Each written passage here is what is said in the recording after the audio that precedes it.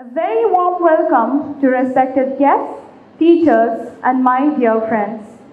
I welcome you all to the 6th edition of Educational Conclave, an annual academic mela. Before we begin, let's start with a silent prayer. I request everyone to rise for the prayer.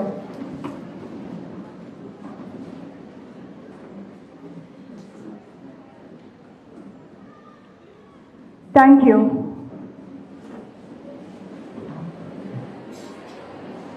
Deapuram is an intellectual space for gender justice, social development, and cultural growth. The 6th edition of Conclave is an event jointly organized by the Student Council and various clubs of Deapuram Arts and Science College for Women. This edition of the Conclave is titled Dear Future Letters from Caged Worlds and will be around the themes of the pandemic, online education, and lives and stories of women. In addition to the regular keynote address, panel discussions, and talks that cross the boundaries of disciplines, this edition will also have an academic fest component in which competitions for college students will be organized. Welcome you to the 2 days of deliberations on the Apuram campus. Now, I request Ms. Rida Ashraf, the chairperson of Student Council Union, to deliver the welcome address.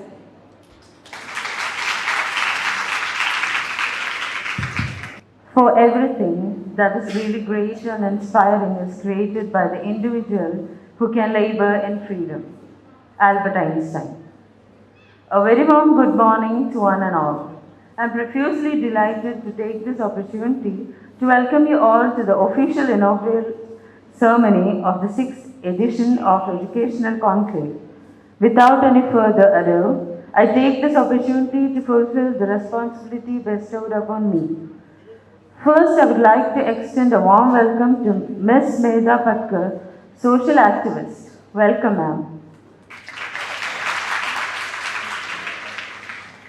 Next, I would like to extend a warm welcome to Ms. Viji, human rights activist, Pencoot. Welcome, ma'am.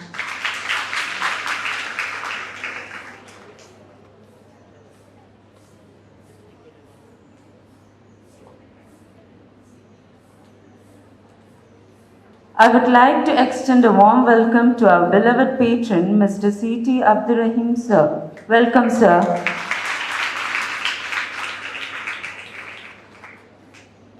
I would like to extend a warm welcome to a dear principal, Dr. Reddy Tampati, who has been fountainhead of illuminating ideas and a constant support for us. Welcome, ma'am.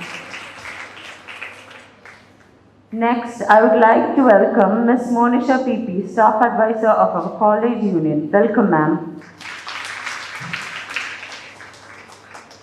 I would like to welcome Ms. Sridevi, ma'am, Registrar of Clubs. Welcome, ma'am. I welcome all the faculties to this event. Welcome all.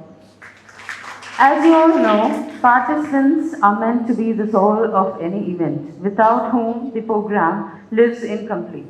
I would like to welcome all the participants to this event. Warm welcome, everyone. Thank you. Thank you, Rida. Next, I request Mr. Benson John, volunteer advisor of the Conclave, to deliver the preface.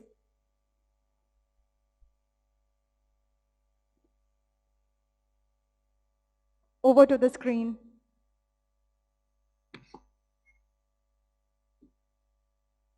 Good morning, everyone. I hope I'm audible. This is indeed a very happy moment for me whenever there is Dayapuram involved.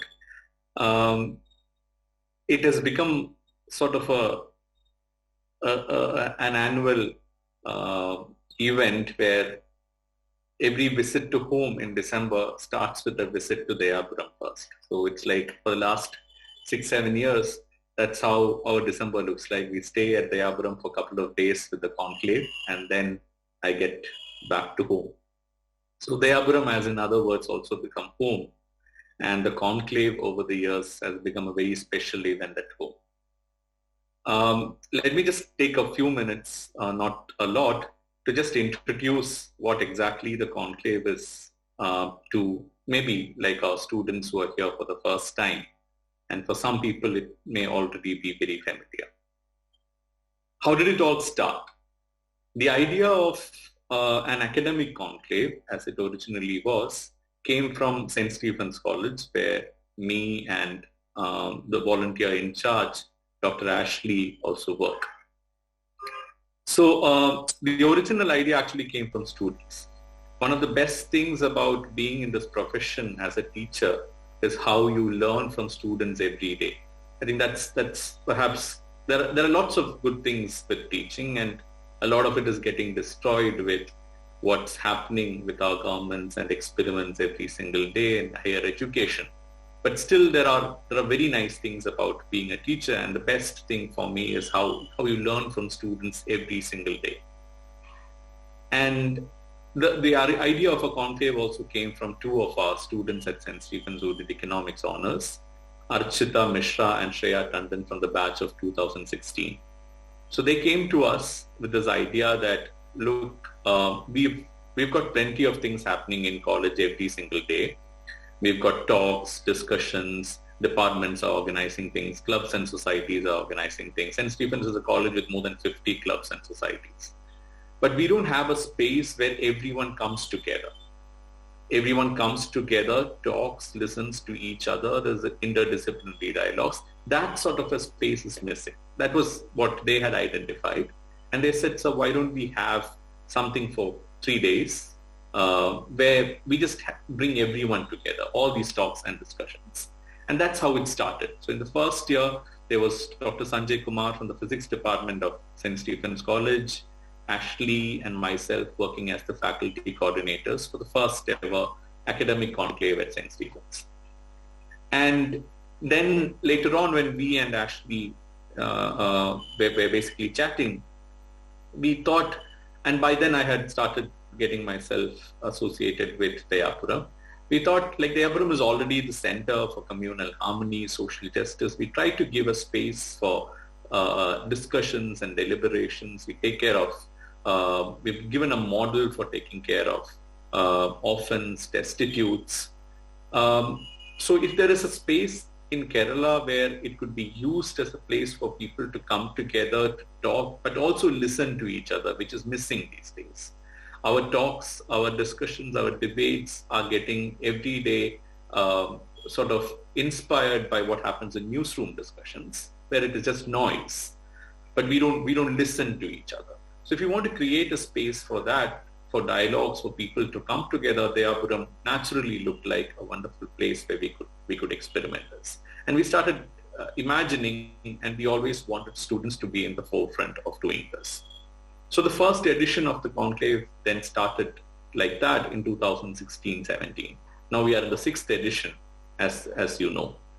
The model initially that was there was consisting of keynote lectures, panel discussions, workshops for students.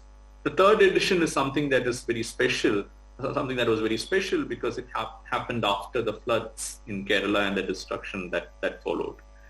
So we had a theme which was women and the reconstruction of Kerala. The entire conclave, the guests were women. It was organized by women, and it was just wonderful sitting back and just listening to the ideas, the struggle, the everyday struggles of women, and how each of them was sort of involved in the reconstruction of an alternate model of Kerala, but through an alternate sort of a model. So the 3rd edition is something that was very special for all of us.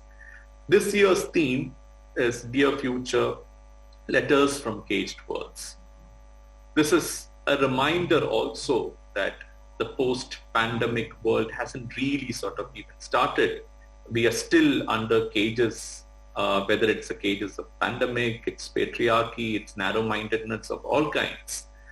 Just imagine, like a year back, all men, the most powerful of men and the world was terrified by a tiny virus. The same men are today warmongering and about to kill and destroy the whole world. It looks like we haven't really learned our lessons, anything from what happened over the last 2 years. But we at Dayapuram hope that this conclave actually serves as a reminder to learn our lessons from what has happened and hope for a better future, right? And a future where things will be more equal, everyone would have their voice, and we do the little that we can sort of help create that future for the generations to follow. This conclave has been organized amidst a lot of uncertainties of the pandemic.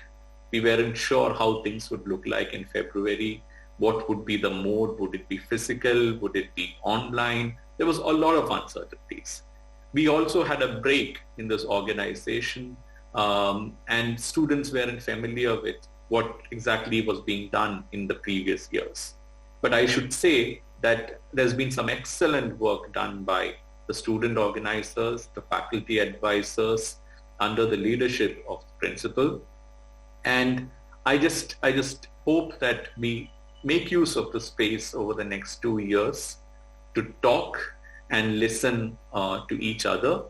The cages are still there. We're trying to do the little that we can to get out and also help a lot of people get out. I wish a wonderful 2 days of learning and fun to everyone involved over here. Many thanks to the management, status especially, for helping me be part of this. A warm welcome to our chief guest of the day, Viji Madam, or Viji Chechi, as a lot of people affectionately call her. You have been an inspiration to many. I hope to listen to you and learn a lot from all of us. Hope to learn a lot from the wonderful work that you've done over the years and that you carry on doing. Have a lot of fun learning, dear students.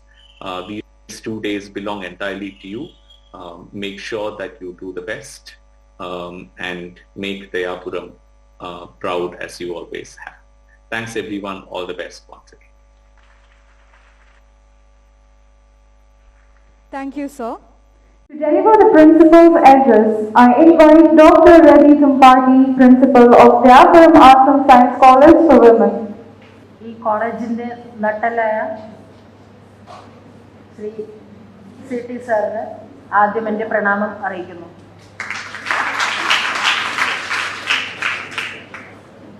ഈ കോളേജിൽ മുഖ്യാതിഥിയായി എത്തിയ ശ്രീ വിജി പെൺകൂട്ട്, അങ്ങനെയാണ് അവരെ അറിയപ്പെടുന്നത്. ഞാൻ അടുത്ത കാലത്താണ് അവരെക്കുറിച്ച് കേട്ടത്. കൂടുതൽ പഠിക്കണമെന്നുണ്ട്. എന്തായാലും ആദ്യം എൻ്റെ വിനീത നമസ്കാരം ഞാൻ അറിയിക്കുന്നു. പിന്നെ എനിക്ക് സംബോധന ചെയ്യാനുള്ളത് എൻ്റെ പ്രിയപ്പെട്ട കുട്ടികളും ഇവിടുത്തെ ടീച്ചേഴ്സും മറ്റ് സഹപ്രവർത്തകരും. അത് ഓരോരുത്തരുടെയായിട്ട് എണ്ണി പറയാൻ എനിക്ക് നിവൃത്തില്ല. കാരണം അത്രയധികം നമ്മൾ ഒന്നിച്ചാണ് ടീം വർക്ക് ചെയ്യുന്നത് ഇവിടെ. പിന്നെ ഇതിൻ്റെ നേരത്തെ ബെൻസ്റ്റൺ സാറ് പറഞ്ഞ മാതിരി ഇതിൻ്റെ ബ്രെയിനായിട്ട് പ്രവർത്തിക്കുന്ന കുറച്ച് ആൾക്കാരുണ്ട് ഇവിടെ. അവരുടെ ഒരിക്കലും നമുക്ക് മറക്കാൻ പറ്റില്ല. ആരാന്ന് ഞാൻ പറയാണ്ടല്ലേ നിങ്ങൾക്ക് എല്ലാവർക്കും അറിയാം. ആഷ്ലി സാറ്, ബെൻസ്റ്റൺ സാറ് തുടങ്ങിയ ആൾക്കാർ. പിന്നെ എല്ലാ സൗകര്യവും നമുക്ക് ചെയ്തു തരുന്ന ടിജി സാറ്, ഓരോരുത്തരുടെയും അവിടെ ഇരിക്കുന്ന സജാദ്, ദാസ് സാറ്, ആരുടെ എനിക്ക് നിങ്ങളെല്ലാവരുടെ പേര് എനിക്ക് അറിയില്ല. എല്ലാവരും കൂടെ ഒന്നിച്ച് ഞാൻ ഒരു പ്രണാമം അറിയിക്കുകയാണ്. സക്കീന, അപ്പൊ നമ്മളിന്ന് ഈ ദയാപുരം കോളേജിന്റെ 6ാമത്തെ കോൺക്ലേവിലാണ് നിൽക്കുന്നത്. ഒരുപാട് നമ്മൾ മോഹിച്ച് ആഗ്രഹിച്ച് നടത്തുന്ന ഒരു പരിപാടി. ആദ്യം തന്നെ എനിക്ക് പറയാനുള്ളത്, ഇങ്ങനത്തെ കാര്യങ്ങൾ ചർച്ച ചെയ്യാനുള്ള ഒരു വേദിയായി, ഒരു പ്രബുദ്ധ കേന്ദ്രമായി ഇങ്ങനെയുള്ള കോളേജുകൾ മാറട്ടെ എന്നാണ്. കാരണം യൂണിവേഴ്സിറ്റി പരീക്ഷകളും സിലബസ് തീർക്കലും അതിൻ്റെയൊക്കെ ഇടയിൽ നമ്മൾ ബുദ്ധിമുട്ടാണ്. നമുക്കൊരു സ്പേസ് കിട്ടാൻ, സമയം കിട്ടാൻ. പക്ഷെ അതിൻ്റെ ഇടയിലും ഇവിടുത്തെ കുട്ടികൾ ഇങ്ങനെ, ഇവിടുത്തെ യൂണിയൻ പ്രത്യേകിച്ച് അഭിനന്ദിക്കട്ടെ, കൃപ തുടങ്ങിയ ഋദ്ധ തുടങ്ങിയ ആൾക്കാർ, സ്റ്റാഫ് അഡ്വൈസർ, ഓരോരുത്തരും എനിക്ക് പേരെടുത്ത് പറയാൻ പറ്റില്ല, മോനിഷ, ശ്രീദേവ് ടീച്ചർ, ഇവർ എത്ര കാലമായി രാവും പകലും ഉറക്കൊഴിച്ചിട്ട് ഇങ്ങനത്തെ പരിപാടികൾ നടത്താൻ വേണ്ടി ഇവിടെ ഓടി നടക്കുന്നു. ബാക്കി എല്ലാ കോർഡിനേറ്റേഴ്സും, ഞാനത് നേരത്തെ പറഞ്ഞ പേരെടുത്ത് ഞാൻ പറയുന്നില്ല, നമ്മൾ പരിശ്രമിക്കുന്നത് ഇതൊരു ഒരു ഒരു ചർച്ച ചെയ്യാനുള്ള, ലോകം മുഴുവൻ ഉറ്റുനോക്കിക്കൊണ്ടിരിക്കുന്ന പ്രശ്നങ്ങളെ ചർച്ച ചെയ്യാനുള്ള വേദികളാക്കാൻ നമ്മൾ ആഗ്രഹിച്ച് പ്രവർത്തിക്കുന്നവരാണ്. അപ്പോൾ നമ്മൾ ഈ കോൺക്ലേവിൽ നമ്മൾ തിരഞ്ഞെടുത്ത ടോപ്പിക്ക്, ആ ടോപ്പിക്ക് ആരുടെ ബുദ്ധിയിൽ നിന്ന് വന്നാലും ശരി, അവരെ ഞാൻ ആത്മാർത്ഥമായിട്ട് ആദ്യം ഞാൻ അഭിനന്ദിക്കുകയാണ് പ്രിൻസിപ്പൽ എന്നുള്ള നിലയിൽ. Topic dear future letters from cages. ഭാവിയെ നോക്കി പറയുകയാണ് കൂട്ടിലിരിക്കുന്ന കിളികൾ. കിളികൾ എന്നോ കേജ് എന്ന് പറയുമ്പോൾ കൂടാവുമ്പോൾ കിളിയാവില്ല, അങ്ങനെ ഞാൻ വന്നത് കേട്ടോ. എങ്ങനെ വേണമെങ്കിൽ ആ കേജിനെ നമുക്ക് എങ്ങനെ വേണമെങ്കിൽ ഉപമിക്കാം സാഹിത്യകാരന്മാരുടെ ഭാഷയിൽ. അതിലിരിക്കുന്നവരെ നമുക്ക് എങ്ങനെ, സാധാരണ കൂട്ടിലാണല്ലോ കിളി ഉണ്ടാവുക, കിളികളോട് ഉപമിക്കാം. അല്ലെങ്കിൽ നമ്മളിവിടെ കിളിയെന്ന് ഉദ്ദേശിക്കുന്നത് സാക്ഷാൽ മനുഷ്യന്മാരെയാണ്, ജീവനുള്ള മനുഷ്യന്മാർ. അവരെത്രത്തോളം കഷ്ടപ്പെടുന്നു കൂട് പൊട്ടിച്ച് പുറത്തേക്ക് പോവാൻ. പുറത്തുള്ള കിളിയെ ഭാവിയായിട്ടാണ് കരുതുന്നത് നമ്മൾ നമ്മളുടെ ആ ഒരു ചർച്ചയുടെ ഒരു ആവിഷ്കാര രീതി. അതിന്റെ ലോഗോയിൽ ഞാൻ ആദ്യം കണ്ടിരുന്നു, അത് പിന്നെ അവർ മാറ്റി തോന്നുന്നു. ഒരു കൂട്, ആ കൂട്ടിന്റെ ഉള്ളിൽ ഒരു കിളി ഇരിക്കുന്നു, ആ പുറത്തു പോകുന്ന ഒരു കിളി, ആ കിളിയോട് നോക്കി പറയാണ്. ഞാൻ കുറച്ച് കാര്യങ്ങൾ മാത്രമേ പറയാൻ ഉദ്ദേശിക്കുള്ളൂ, എന്നാലും ഒരു വാക്ക് ഞാൻ ആദ്യം തുടങ്ങിയിട്ടാണ്. പറയുന്നത് ശരിയാണോ എന്ന് എനിക്ക് അറിയില്ല. പണ്ടൊരു സിനിമാ പാട്ട് എന്റെയൊക്കെ കുട്ടിക്കാലത്ത് കേട്ടിരുന്നു. കൂട്ടിലിളം കിളി കുഞ്ഞാറ്റ കിളി കൂട് വെടിഞ്ഞിട്ട് പോവല്ലേ, കൂട്ടിന് കിട്ടിയ മാരന് കിട്ടിയാൽ ഈ കുഞ്ഞാറ്റക്കിളി പോവില്ല. ഇന്ന് നിങ്ങൾ കുഞ്ഞാറ്റക്കിളി ആരെയാണ് ഉപമിക്കുന്നത് എനിക്കറിയാം. അങ്ങനെ കൂട്ടിന് കിട്ടിയ മാരനെ വിട്ട് കുഞ്ഞാറ്റക്കിളി പോവില്ല എന്നൊന്നും ഇപ്പോഴത്തെ കിളികൾക്ക് പറയാൻ പറ്റില്ല. അതാണ് ആദ്യം പറയാനുള്ളത്. പറയേണ്ട സാരം നിങ്ങൾക്ക് മനസ്സിലാവുമെന്ന് വിചാരിക്കുന്നു. പറയാൻ പറ്റില്ല. ഈ കിട്ടിയ മാരന്റെ സ്റ്റാൻഡേർഡിനനുസരിച്ചിരിക്കും ഇന്നത്തെ പ്രവചനം. പൂവോ പൂവില്ലോ എന്ന് പറയാൻ പറ്റും. ഞാൻ അതിലേക്ക് വരുന്നതിന്റെ മുമ്പേ നമ്മൾ ഉദ്ദേശിക്കുന്നത് ഇവിടെ നേരത്തെ ബെൻസൺ സാർ പറഞ്ഞ മാതിരി നമുക്ക് ചർച്ച ചെയ്യാനുള്ള വിഷയങ്ങൾ, നമ്മൾ 2 കൊല്ലമായി നമ്മൾ അനുഭവിക്കുന്ന കൊറോണയുടെ ദുരിതം, അക്കാരണത്താൽ അടയ്ക്കപ്പെട്ട കുട്ടികളും അധ്യാപകരും മറ്റെല്ലാ സമൂഹങ്ങളും, അവർക്ക് പറയാനുള്ളത് നമ്മൾ കേൾക്കണം എന്താണുള്ളത്. അതൊരു ഭാഗത്ത്. അതേമാതിരി നമുക്ക് വേറൊരു തരത്തിൽ നമുക്കിത് എങ്ങനെ വേണമെങ്കിൽ നമുക്ക് വിവക്ഷിക്കാം. ഈ ഒരു ആശയം സ്ത്രീകളെ കുറിച്ചിട്ടായിരിക്കാം. എങ്ങനെ പല പേരില്, ജാതിയുടെ പേരിലും മതത്തിന്റെ പേരിലും വിദ്യാഭ്യാസത്തിന്റെ പേരിലും ധനസ്ഥിതിയുടെ പേരിലും അങ്ങനെ എന്തൊക്കെ ബാരിയേഴ്സ് വേണമെന്ന് വെക്കാം. അക്കാരണത്താൽ കൂട്ടിലടയ്ക്കപ്പെട്ട് ഭാവി നഷ്ടപ്പെട്ട ചിലര് ഭാവിയോടുള്ള പരിവേദനങ്ങളായിട്ട് നമുക്കിത് കരുതാം. ഇനി അത് മാത്രമാണെന്ന് എനിക്ക് തോന്നുന്നില്ല. അത് ചർച്ച ചെയ്യണം. എന്തായാലും നമ്മൾ ടോപ്പിക്ക് ചർച്ച ചെയ്യണം. അതിന്റെ കൂട്ടത്തിൽ തന്നെ ഞാൻ വേറൊന്നും പറയാണ്. കേജ്ഡ് എന്നുള്ള ഇതിന്റെ സി ഒന്ന് വെട്ടി നോക്കൂ. അപ്പൊ എന്താ വരിക? ഏജ്ഡ്. എത്ര അമ്മമാരും ആൾക്കാരുണ്ടറിയോ? വൃദ്ധസദനങ്ങള് കഴിയുന്ന ആൾക്കാര്, മക്കള് നട തള്ളിയിട്ട് വയസ്സുകാലത്ത് അവരൊക്കെ പെറ്റു പോറ്റി വയസ്സാം കാലത്ത് അവര് ഒറ്റപ്പെട്ടു പോകുന്ന ആൾക്കാർ എത്രയുണ്ടോ. അവരുടെ പ്രശ്നങ്ങൾ നിങ്ങൾ പഠിക്കണം കുട്ടികളെ. ഇന്നലെ ഞാൻ മനോരമ പത്രത്തിൽ വായിച്ചു ഒരു ഷബാനയെ കുറിച്ച്. നിങ്ങൾ വായിച്ചിട്ടുണ്ടോ എന്ന് എനിക്കറിയില്ല. അവര് രാവിലെ ഏറി മരുന്നൊക്കെ എടുത്ത് നടക്കാത്ര. അവരുടെ എന്റെ അമ്മമാരെന്നാണ് അവര് പറയുന്നത്. വയസ്സാവുന്ന സമയത്ത് പ്രായം കൂടുന്തോറും സമൂഹത്തിന് വേണ്ടാതെയാവാണ് മാതാപിതാക്കളെ പോലും. അങ്ങനെയുള്ള ലോകത്തിലെ കൂട്ടിലടയ്ക്കപ്പെട്ട ആൾക്കാരിനെ നമുക്ക് പഠിക്കാം. അതേമാതിരി എനിക്ക് പറയാനുള്ളത് മെന്റലി റിട്ടാർഡഡ് ആയിട്ടുള്ള ആൾക്കാരുണ്ട്. അതായത് മാനസിക എന്താ പറയുക, ബുദ്ധിമാന്ദ്യം കൊണ്ട് വീട്ടുകാര് ഉപേക്ഷിച്ചിട്ടുള്ള ആൾക്കാർ, ഈവൻ ഭ്രാന്താസ്പത്രികളിലും അങ്ങനെയുള്ള ചികിത്സാ കേന്ദ്രങ്ങളിലും ഒറ്റപ്പെട്ടു പോയിട്ടുള്ള ആൾക്കാരുണ്ട്. അവർക്ക് പറയാനുള്ളത് നിങ്ങൾ കേൾക്കണം. അതേമാതിരി ജയിലിൽ കിടക്കുന്ന ആൾക്കാരില്ലേ, അതിനെ നമുക്ക് കൂടായിട്ട് കരുതിക്കൂടെ? കുറ്റം ചെയ്യുന്നത് അത് പുരുഷന്മാരോ സ്ത്രീകളോ? ജുവൈനൽ ഹോമിലുള്ള കുട്ടികളായിട്ടുള്ള കുറ്റവാളികളില്ലേ, അവര് കുറ്റവാളികളാവുന്നത് അവരുടെ കുറ്റം കൊണ്ട് മാത്രമാണോ അതോ സമൂഹത്തിന്റെ കാരണമാണോ? നമ്മൾ ചർച്ച ചെയ്യണം ഇതൊക്കെ. അവർക്ക് പറയാനുള്ളത് നമ്മൾ കേൾക്കണം. അതും ഒരു കേജായിട്ട് എനിക്ക് തോന്നുന്നു. ഇനി പറയുകയാണെങ്കിൽ എനിക്ക് തോന്നുന്നത് റെഡ് സ്ട്രീറ്റ് പോലുള്ള സ്ഥലങ്ങൾ, അവിടെ എത്തിപ്പെട്ടിട്ട് പുറത്തു കിടക്കാൻ കഴിയാണ്ട് വിലപിക്കുന്ന മനുഷ്യ ജീവികളുടെ രോദനങ്ങൾ, അത് എത്രത്തോളം സമൂഹം പഠിക്കുന്നുണ്ടോ എന്ന് എനിക്കറിയില്ല.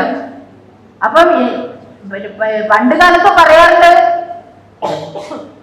അന്തർജനങ്ങൾ എന്നുള്ള, അങ്ങനെ തന്നെയാ പറയുന്നത് സ്ത്രീകൾ, അന്തർജനങ്ങൾ, പുറത്തേക്ക് ഇറങ്ങാൻ പറ്റാത്ത ആൾക്കാർ. അത് എല്ലാവർക്കും ഉണ്ടായിട്ടുണ്ട്. അന്തർജനങ്ങൾ പറഞ്ഞു കഴിഞ്ഞാൽ അവര് പുറത്തേക്ക് ഇറങ്ങേണ്ടവരല്ല, അവരകത്തിരിക്കേണ്ടവരാണ്. അവർ സ്വയം വിശ്വസിക്കുകയാണ് ഞങ്ങൾ അകത്തിരിക്കേണ്ടവരാണ്, ഞങ്ങളത് സഹിക്കേണ്ടവരാണ്. അങ്ങനെ ഒരു അവകാശ ബോധമൊന്നും ഇല്ലാത്ത ഒരു സമൂഹം. ഇന്നത്തെ സ്ത്രീകളെ കുറിച്ചിട്ടല്ല കേട്ടോ പറയുന്നത്. ഇന്ന് നമ്മുടെ വിജയ മാഡത്തിനെ പോലെയുള്ള ആൾക്കാര്, മാഡത്തിന്റെ പല അഭിമുഖങ്ങളും ഞാൻ കേട്ടിട്ടുണ്ട്. അജിതയെ കുറിച്ചിട്ടൊക്കെ പറഞ്ഞിട്ടുണ്ട്. പണ്ട് 88 ഞാൻ എൻ്റെ പൂർവാശ്രമത്തിലുള്ള കോളേജിൽ ഞാൻ അവരെയൊക്കെ വിളിച്ചിട്ട് ഞാൻ മാർച്ച് 8 ഒരുപാട് സെമിനാറുകൾ നടത്തിയിട്ടുണ്ട്. അന്ന് അവർ പറഞ്ഞ ഒരുപാട് കാര്യങ്ങൾ, ഈവൻ മാക്സിൻ ഗോർക്കിയുടെ നദാശയെ കുറിച്ചൊക്കെ ഉദ്ധരിച്ച അജിതയുടെ ലൈൻസ് ഒക്കെ ഇപ്പോഴും എനിക്ക് ഓർമ്മയുണ്ട്. ഞാൻ അതിലേക്കൊന്നും വരുന്നില്ല. അപ്പൊ ഞാൻ പറയാ, നമ്മുടെ ഇങ്ങനെ നമ്മൾ പറയാറുണ്ട് സ്ത്രീകൾ തന്നെയാണ് സ്ത്രീകളുടെ ശത്രു. അമ്മായിയമ്മ പോലും നാത്തൂൻ പോലും തുടങ്ങിയ കാര്യങ്ങളൊക്കെ സ്ത്രീകൾ തന്നെയാണ് സ്ത്രീകളുടെ ശത്രു. പക്ഷെ പിന്നെ വിജി പഠിച്ചിരിക്കുന്നത് സ്ത്രീ തൊഴിലാളികളെ കുറിച്ചിട്ടാണ് പഠിച്ചിരിക്കുന്നത്. Wonderful area. നമുക്ക് അങ്ങനെ എങ്ങനെ സ്ത്രീകൾ എന്ന് പറഞ്ഞാൽ നമുക്ക് ഏത് ഗ്രൂപ്പിനെ വേണമെങ്കിൽ നമുക്ക് പഠിക്കാലോ. ഞാൻ പണ്ട് 2013-14 ഞാൻ പഠിച്ചിരുന്നു. എനിക്കൊരു UGCയുടെ ഫെലോഷിപ്പ് കിട്ടിയതാണ്. അന്ന് ഞാൻ പ്രോജക്റ്റ് ചെയ്തു തരുന്നത് പെട്രോൾ ബങ്കിലും ടോൾ ബൂത്തിലും നിൽക്കുന്ന സ്ത്രീകളുടെ പ്രശ്നങ്ങൾ ഞാൻ പഠിച്ചിരുന്നു. ഞാനത് പബ്ലിഷ് ചെയ്തില്ല കേട്ടോ അവിടെ, കാരണം പബ്ലിഷ് ചെയ്യാൻ ആർക്കും താല്പര്യമില്ല. പെണ്ണുങ്ങളുടെ പ്രശ്നമല്ലേ, താല്പര്യമില്ല. എനിക്ക് UGC ഫെലോഷിപ്പ് വന്നു, ഞാൻ പഠിച്ചു. ഞാൻ പ്രോജക്റ്റ് ബൈൻഡ് ചെയ്ത് ബദ്ധായിട്ട് എൻ്റെ അളമാറിയിൽ വെച്ചിട്ടുണ്ട്. ആരെങ്കിലും പബ്ലിഷേഴ്സ് വന്നാൽ കൊടുക്കാം. ഞാൻ ഇതേ പറഞ്ഞ് ടോൾ ബൂത്ത് പറഞ്ഞാൽ നമ്മൾ കോഴിക്കോടൊക്കെ പോകുന്ന സമയത്ത് നന്ദിയിലൊക്കെ എത്തിക്കഴിഞ്ഞാൽ അവിടെയാണ് ആകെ ഒരു ടോൾ ബൂത്തുണ്ട്. ഞാനിങ്ങനെ ആലോചിക്കാറുണ്ട്, ഇവരുടെ സമരത്തിന്റെ ഇതൊക്കെ കേട്ട സമയത്ത് ഞാൻ ആലോചിക്കാറുണ്ട്, പൊടിയും ടവലും കെട്ടി ഈ 5 റുപ്യ 10 റുപ്യ പിരിപ്പിക്കാൻ നിൽക്കുന്ന സ്ത്രീകളുടെ ഇന്നൊക്കെ മാറി, ടോൾ സിസ്റ്റൊക്കെ പല സ്ഥലത്ത് മാറി വരുന്നുണ്ട്. അവരെ കുറിച്ച് ആരൊക്കെ പഠിക്കാറുണ്ട്? നിങ്ങൾ പറഞ്ഞ മാതിരി അവർക്ക് ബാത്റൂമിൽ അങ്ങനെ പറയാൻ പാടില്ല, പോവാനുള്ള സൗകര്യം ഉണ്ടോ എന്ന് ഞാൻ എൻ്റെ ക്വസ്റ്റ്യനിലൊരു ചോദ്യം അതായിരുന്നു. അവർക്ക് മൂത്രം ഒഴിക്കാനുള്ള സൗകര്യം ഉണ്ടോ? പോലീസുകാരോട് ചോദിച്ച സമയത്ത് അവർ പറഞ്ഞു നിങ്ങൾ വരി എന്ന് പറഞ്ഞിട്ട് എന്നെ കൂട്ടിക്കൊണ്ടുപോയിട്ട് ആ പാലത്തിന്റെ അടിയിൽ കെട്ടിക്കൊടുത്തിട്ടുണ്ട്. ഞാൻ കണ്ടില്ല അവിടെ ടോൾ ബൂത്തിലുണ്ട്. ഞാൻ വിചാരിച്ചത് അടുത്തുള്ള നൈബറായിട്ടുള്ള വീടുകളിൽ അവർ പോയിരിക്കുന്നത്. അവർ എവിടെ ഇരുന്നിട്ടാ ഭക്ഷണം കഴിക്കാം? ആകെ ഒരു മേശക്കിട്ട നടുവിലാണ് ഇരിക്കുന്നത്. എവിടെ ഇരുന്നിട്ട് അവർ ഭക്ഷണം കഴിക്കാം?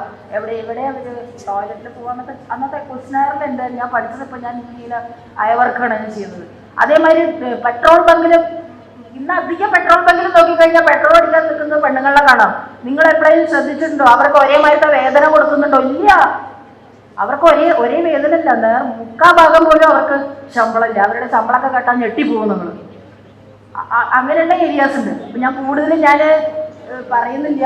പറയുകയാണെങ്കിൽ ഞാൻ എത്ര നേരം വേണമെങ്കിലും പറയും. മൈക്ക് കിട്ടുക, ഇത് എൻ്റെ ഒരു തൊഴിലായിരുന്നല്ലോ, ടീച്ചറായിരുന്നല്ലോ, അതുകൊണ്ട് എത്ര നേരം വേണമെങ്കിൽ പറയും. പക്ഷെ ഞാൻ ഇപ്പോൾ പറയുന്നില്ല. നമുക്ക് ഇവരുടെ വാക്കുകളിൽ നമുക്ക് കേൾക്കേണ്ടതുണ്ട്. പ്രിൻസിപ്പൾ എന്നുള്ളതിലെ ദൗത്യം മാത്രമേ ഞാൻ നിർവഹിക്കുന്നുള്ളൂ. ഏതായാലും നമുക്ക് ഭാവിയിലും ഇതേമാതിരി നമുക്ക് ഗൗരവമേറിയ വിഷയങ്ങൾ നമുക്ക് തമ്മിൽ ചർച്ച ചെയ്യാനുള്ള ഒരു വേദിയാവട്ടെ ഈ ദയാപുരം കോളേജിൽ നിന്ന് ഞാൻ ആഗ്രഹിക്കുന്നു. അതേസമയത്ത് ഈ ചർച്ച ചെയ്തതിൻ്റെ ഒരു റിവ്യൂ, എത്രത്തോളം അത് നമുക്ക് എന്തൊക്കെ ആ ഏരിയയിൽ നമുക്ക് ചെയ്യാൻ പറ്റും, എത്രത്തോളം ചെയ്തതിന് ഫലമുണ്ടായി എന്നും നമ്മൾ ചിന്തിക്കണം.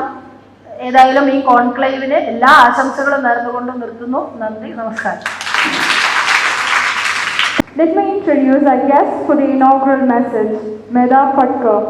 Medha Patkar is a well-known Indian social activist working towards several political and economic issues of the farmers, Dalits, tribals, laborers and women. She initiated the Narmada Bachao Andolan that has been in operation for the last 32 years. Now let me invite Ms. Mehda Patkar to address the gathering. Over to the screen. Hello, dear students. Hats off to you for organizing this wonderful sixth educational enclave on behalf of Dayapuram College. And this theme is really a real great theme and very, very appropriate at this moment when the whole country, the world, but in our country, especially the so-called disadvantaged sections of population, the oppressed sections are facing a lot. They're suffering due to discrimination, they're suffering due to collapsed economy, and they're suffering due to the changes in the educational pedagogy and technology both. And hence, when you are entering in this dialogue today, it is very important that we really look at the mindsets of the college students. We know that in this country, the students' movements have really raised very, very basic issues. They have participated in the farmers and laborers' movements, and they have also fought for the education as a right and also justice in the overall educational system. And I think that this dialogue amongst you all with your members of the faculty, Ashley Bhai and all of our friends and senior activists in the educational sector, I'm sure that you would not just have a dialogue, but you would conclude with the decisions regarding your own life and your own institution and also your relationship with the society at large. And there we look at the pandemic, when we realized that it was during the lockdown that many things have cracked down upon the life and livelihood of various sections, especially the Dalits, Adivasis, the toiling masses, as we call them. And also the women have faced a lot and are facing a lot. It is not only the issue of hijab, but it's the issue of violence against certain sections, which the fundamentalists have raised and has promoted on the basis of the religion, caste, or even gender discrimination. And during lockdown, what has happened is that the women are especially targeted, even in the form of domestic violence. I'm sure that you as young girls and my friends will take up such issues also and consider the gender discrimination as something that we must fight against. Whether in your family, community, neighborhood, or society, wherever you find injustice, as it was attack against Bindu from Calicut, who was all the time at Ghazipur border with the farmers. She had her own tent called She Point, and she was participating in every activity there. It is such kind of attacks which are taking place in Madhya Pradesh, in Gujarat, and in Haridwar. There has been appeal to really attack. But attack on the women in the name of hijab or love hijab, jihad or whatever needs to be countered with strength. This has been done by the Azim Premji Foundation University, which is great because just in their neighborhood in the state of Karnataka, when the hijab issue came up, they showed courage. And similarly, the Jindal University students showed courage to question Jindal company's attack on the Adivasis in Orissa. So this is possible, and I'm sure you will do it. You also have to work positively towards not empowering women, but empowering men, because we are already empowered. But when we are disempowered, we have to really raise our voice. And that can happen if women, the young girls, start speaking. So speak out, please. Don't feel ashamed. Don't feel afraid. With a very humble language also, you can be firm and not kaya, not afraid of anything, but can be fearless. And this violence, domestic violence, needs to be taken on the legal path as well. There is an act after Nirbhaya Andolan and after many struggles, there has been, there is a law which you can take up in your hands and take the issues or the situations to the incidents to the police station. And then you have to follow it up till you reach Manzil. It is also realized that livelihood is the worst affected. The young students have been committing suicide. Those who belong to the age group of 18 to 30. This is awful. This had happened in West Bengal by the school students years ago. I remember we had to address press on that issue. But it is very essential now to stop suicides, give courage to the students who have passed out but are not getting any employment. They are becoming migrants.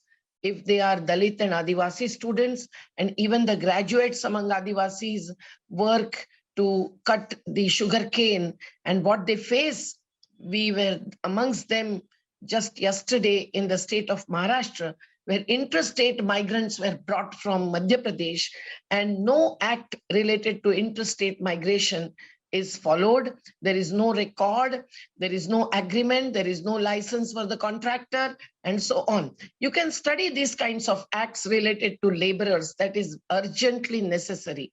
There is an act for construction workers, there is bonded labor, Prevention of Bonded Labor Act, and so on. And you can take up those issues. You need not be a lawyer. I have also not studied law in the colleges, but I have studied it while pleading the cases for the Narmada Dam affected and the others whose cases we took up, and also the cases of corruption. And we can really fight it out with passion, with commitment, with study in the court as well. So friends, you can certainly be offline now. In the pandemic, the relationships amongst the human beings were really spoiled by those who spread false news, false interpretations of certain actions, and false allegations. That kind of baseless media cannot be considered as the real media and a pillar of democracy. We are the pillars of democracy. The bureaucracy, the legislatures, media, and the judiciary have their own role, no doubt about it. But we, the people of India, have to consider ourselves as the first pillar of democracy, and we have to follow the Constitution. And only if you read that preamble of the Constitution every day, like you may be praying every day, you will realize that we have to fight and we have to feel committed to equity and justice. You can start with your own college. You can start with your own classmates. Anyone who is facing hell because his father or mother has lost the job and cannot even purchase books, find out ways out to support them. Find out ways out to feed them who come to the college hungry. And you can certainly initiate certain activities in your own neighborhood where the women's groups or youth groups can be formed, and they can be the real entrepreneurs through very, very small village level or home industries. That is what is written in the Constitution. The Constitution doesn't talk but oppose concentration of wealth in a handful of corporates or the the crorepati's hands. And these capitalists really cannot really give employment, and they cannot even work towards equity. We have to raise the issues. We have to oppose inequity, we have to oppose injustice, but also find alternatives. So do think and discuss the alternatives in every sector. Even in education, Googleization is not the alternative. This Googleization has really killed the relationship between the teachers and the students beyond limits. And that also has again led to discrimination against the girl students, because if there is one Android mobile in a family, that is given to the boys than to the girls in the own house. It is also necessary that you take up the practical projects. Once you are out of the pandemic and lockdown, you can reach out to communities, you can reach out. You live in slums for 1 or 2 nights and that will change your whole of your life.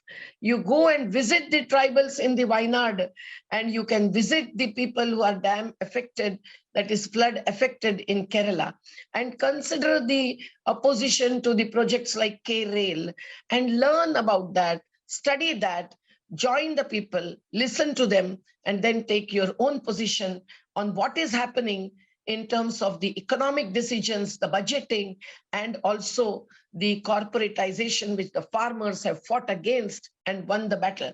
But the full battle is not yet won, and battles are on. So wherever people gather, whether they fight against Coca-Cola, whether they fight against the illegal sand mining, your teams can really go and do at least fact-finding, which really help you to find what is the truth, what is the reality, and then take the path of Satya and Ahimsa on the Mahatma Gandhi's vision. But his statues are being broken. It is Talibani attacks in Bihar, in Champaran, where Mahatma Gandhi ji led a very, very strong and unprecedented protest. And he, as well as Bhagat Singh, never really appealed for any forgiveness from the British government.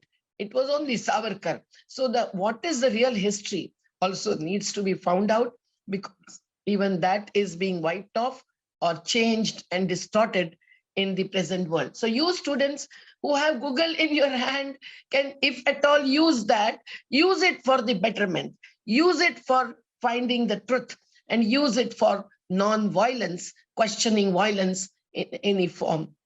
I'm sure your college, which is Dayapuram, so Daya is Karuna, which is one of the Navarasas that we all experience in our life. And that Daya will really help you to take position on many, many issues. And in education, this will be not just extracurricular, but curricular part of your own pedagogy. And your faculty members also, I'm sure, will support this, because they too share the common thinking and common vision with all of us. You can do a lot to save environment, plant trees and help people plant trees so that they will not die without oxygen. And you can certainly take questions related to anything that is happening around, which is killing rivers, which is killing, extracting groundwaters or minerals at the cost of nature and people living with those, including ourselves. So climate change to the political change, climate change to the economic change and social change, everything is in front of you. And that vast arena of work and of decisions and thinking is appealing to you all through me to an extent. Thank you very much for giving me an opportunity for this dialogue. And I wish that this 6th educational conclave will really bring in real change, psychological, social, economic, in your life itself. Thank you very much.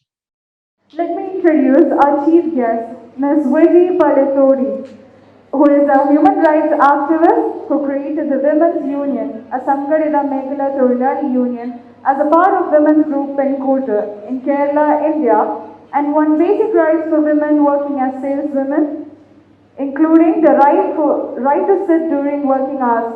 She's a part of BBC's list of 100 inspiring and influential women from around the world for 2018. I welcome the Honorable Chief Guest of today's event, Ms. Vivi, to address the gathering.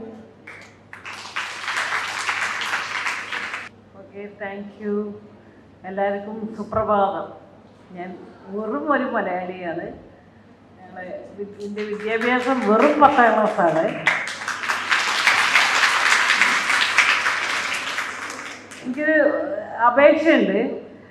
ഈ ഫ്രണ്ടിലെ കസാറിലേക്ക് നിങ്ങൾ വരുമോ? ബാക്കിലുള്ള ആൾക്കാർ ഒരപേക്ഷയാണ്. നമ്മളെന്തിനാണ് ബാക്കോട്ട് പോകുന്നത്? നമ്മൾ ശീലിച്ചു പോയി. ഞാനും അങ്ങനെ തന്നെയാണ് കേട്ടോ. ഞാനും അങ്ങനെ തന്നെയായിരുന്നു. നമുക്കിനി മുന്നോട്ട് വന്നേ പറ്റൂ. നമ്മളെന്തിനായിരിക്കും നമ്മൾ ബാക്കിലേക്ക് പോയി ഇരുന്നുണ്ടാവുക? എല്ലാവരും ബാക്കിലാണല്ലോ ഇരിക്കാൻ ഇഷ്ടപ്പെടുന്നത്. നമ്മൾ പ്രത്യേകിച്ച് പെൺകുട്ടികൾ, സ്ത്രീകൾ, നമുക്ക് നമ്മളെക്കുറിച്ചൊരു ആത്മവിശ്വാസമില്ല. ഇനിയിപ്പോൾ മുന്നേ പോയിരുന്ന് എന്തെങ്കിലുമൊക്കെ ചോദിക്കാനായിട്ട് വന്നാൽ ഞാനെന്ത് പറയും? എന്ത് പറയാൻ തയ്യാറാണോ? നമുക്കറിയണത് എന്ത് പറയാൻ തയ്യാറായി? മുന്നിലേക്ക് വന്നിരിക്കൂ പ്ലീസ്, എല്ലാവരും വരും.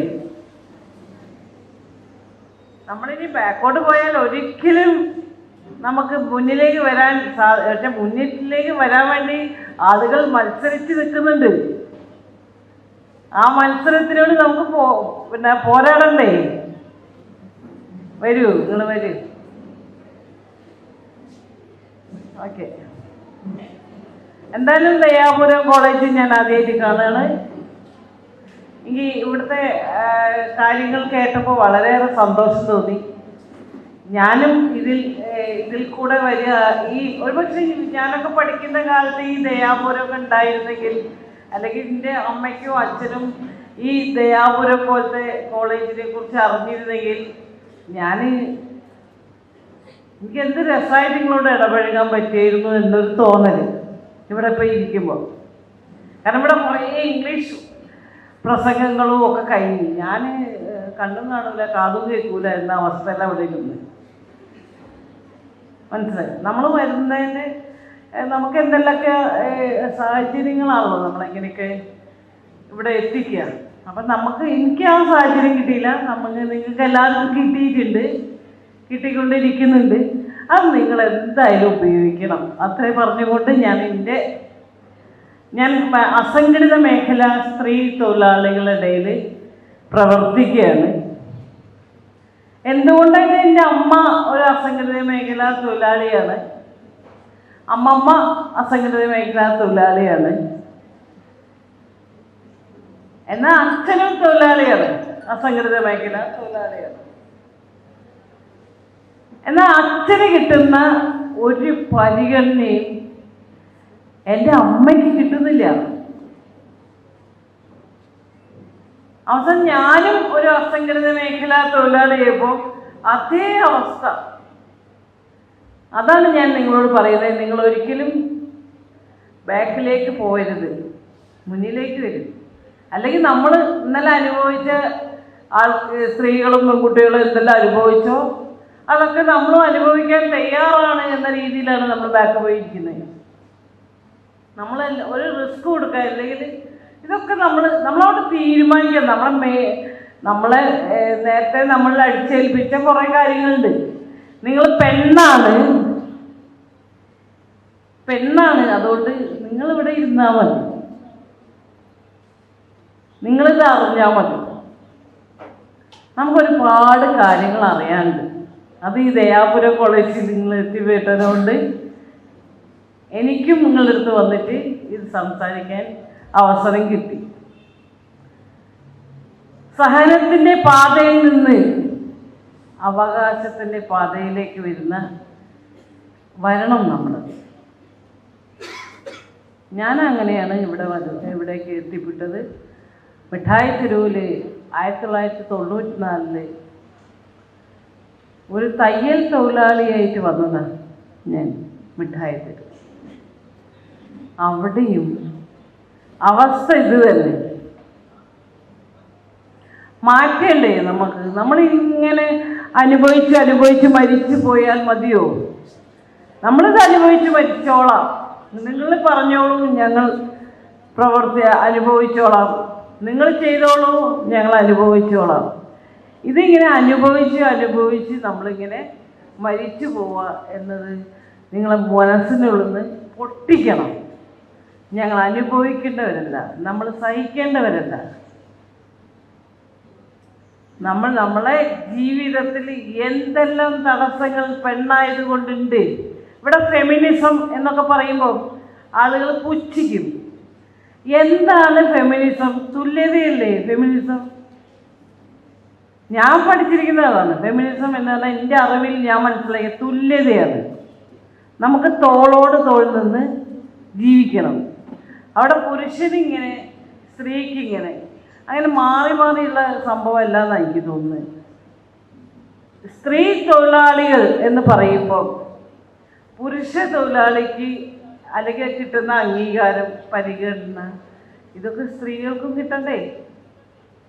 നിങ്ങൾ പെൺകുട്ടികളുടെ സ്കൂള് എന്നാൽ നിങ്ങൾ ആൺകുട്ടികളുടെ സ്കൂൾ നോക്ക്, എത്ര വ്യത്യാസം. നിങ്ങൾ ഒരുപാട് ഒതുങ്ങി നിങ്ങൾ ആരൊക്കെയോ പേടിക്കുന്നുണ്ട്. കുടുംബത്തിനെ പേടിക്കുന്നുണ്ട്, പൊതു ഇടം പേടിക്കുന്നുണ്ട്, പഠിക്കുന്ന സ്ഥാപനം പേടിക്കുന്നുണ്ട്. എന്നാൽ ആൺകുട്ടികൾ പഠിക്കുന്ന സ്ഥാപനത്തിൽ അവർക്ക് പേടിയൊക്കെ ഉണ്ട്, ഡിസിപ്ലിനൊക്കെ നടത്തും. എന്ന് വെച്ചാൽ നമ്മളിങ്ങനെ എന്തെല്ലാം ഇത് ഞങ്ങൾ സഹിക്കേണ്ടവരാണെന്ന് ആൺകുട്ടികൾ വിചാരിക്കില്ല. പെൺകുട്ടികൾ ഇതൊക്കെ സഹിക്കാൻ തയ്യാറായിട്ട് ഇരിക്കുന്നത്. മാനസികമായിട്ട് നമ്മളെ ഉണ്ടാക്കുക മനസ്സിനെ.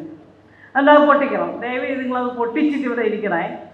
അതായത് മിഠായി തെരുവിൽ അസംഘടിത മേഖല സ്ത്രീ തൊഴിലാളികളുടെ ഞാൻ പ്രവർത്തിക്കാനുള്ള കാരണം ഞാൻ പറഞ്ഞല്ലോ, നിൻ്റെ അമ്മയും അച്ഛനും ഒക്കെ അല്ല, അച്ഛനും എല്ലാവരും തൊഴിലാളികളാണ്. അത് സ്ത്രീ തൊഴിലാളികളെ അംഗീകരിക്കുന്നേയില്ല.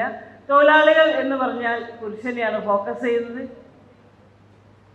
സ്ത്രീ തൊഴിലാളിക്ക് തൊഴിലിടത്ത് മിനിമം വേതനമോ മണിക്കൂറോ എന്ന മനുഷ്യനെന്ന പരിഗണനയോ തൊഴിലാളി എന്ന അംഗീകാരമോ സ്ത്രീ തൊഴിലാളികൾക്കില്ല. കാലങ്ങളായിട്ട് ഇവിടെ ഒരുപാട് പ്രസ്ഥാനങ്ങൾ വന്നിട്ടുണ്ട് തൊഴിലാളികളുടെ പേരും പറഞ്ഞ്. എന്നാൽ ഇവിടെ സ്ത്രീകൾ തൊഴിലാളികളല്ലേ? നിങ്ങളും ഇന്ന് പഠിക്കുന്നത് നാളത്തെ സ്റ്റാഫാവാന്നൊക്കെ പറയാം, നാളത്തെ വലിയ ഉദ്യോഗസ്ഥരാവാനാണ്. ഈ ഉദ്യോഗസ്ഥർ സ്റ്റാഫ് എന്നൊക്കെ പറയുന്നത് സത്യത്തിൽ തൊഴിലാളികളാണ്. 8 മണിക്കൂർ ജോലി, 8 മണിക്കൂർ വിനോദം, 8 മണിക്കൂർ വിശ്രമം അല്ലേ ടീച്ചറെ? ആരൊക്കെയുള്ള ടീച്ചർക്കുണ്ടോ? പ്രിൻസിപ്പളായ ടീച്ചർക്കുണ്ടോ? അപ്പോൾ അവിടെയൊക്കെ എല്ലാം നേടിയെടുത്തത് പുരുഷ തൊഴിലാളികളാണ്. അത് സംഘടിത മേഖലയിലായാലും അസംഘടിത മേഖലയിലും. ഇവിടെ ഏത് മേഖലയിലും പുരുഷനെയാണ് പരിഗണിക്കുന്നത്, സ്ത്രീകളെ പരിഗണിക്കുന്നേ ഇല്ല. അപ്പം നിങ്ങളിനി പഠിച്ച് വലിയ ഉദ്യോഗസ്ഥന്മാരോ അറ്റ്ലീസ്റ്റ് എന്ത് അസംഘടിത മേഖലയായാലും സംഘടിത മേഖലയായാലും നിങ്ങൾ ഒരിക്കലും നിങ്ങൾക്ക് ഈ 8 മണിക്കൂർ ജോലി, 8 മണിക്കൂർ വിനോദം, 8 മണിക്കൂർ വിശ്രമം നിങ്ങളിൽ നിന്നാവട്ടെ. ഞങ്ങൾക്ക് എന്തായാലും ഈ സാധ്യത ഇല്ല.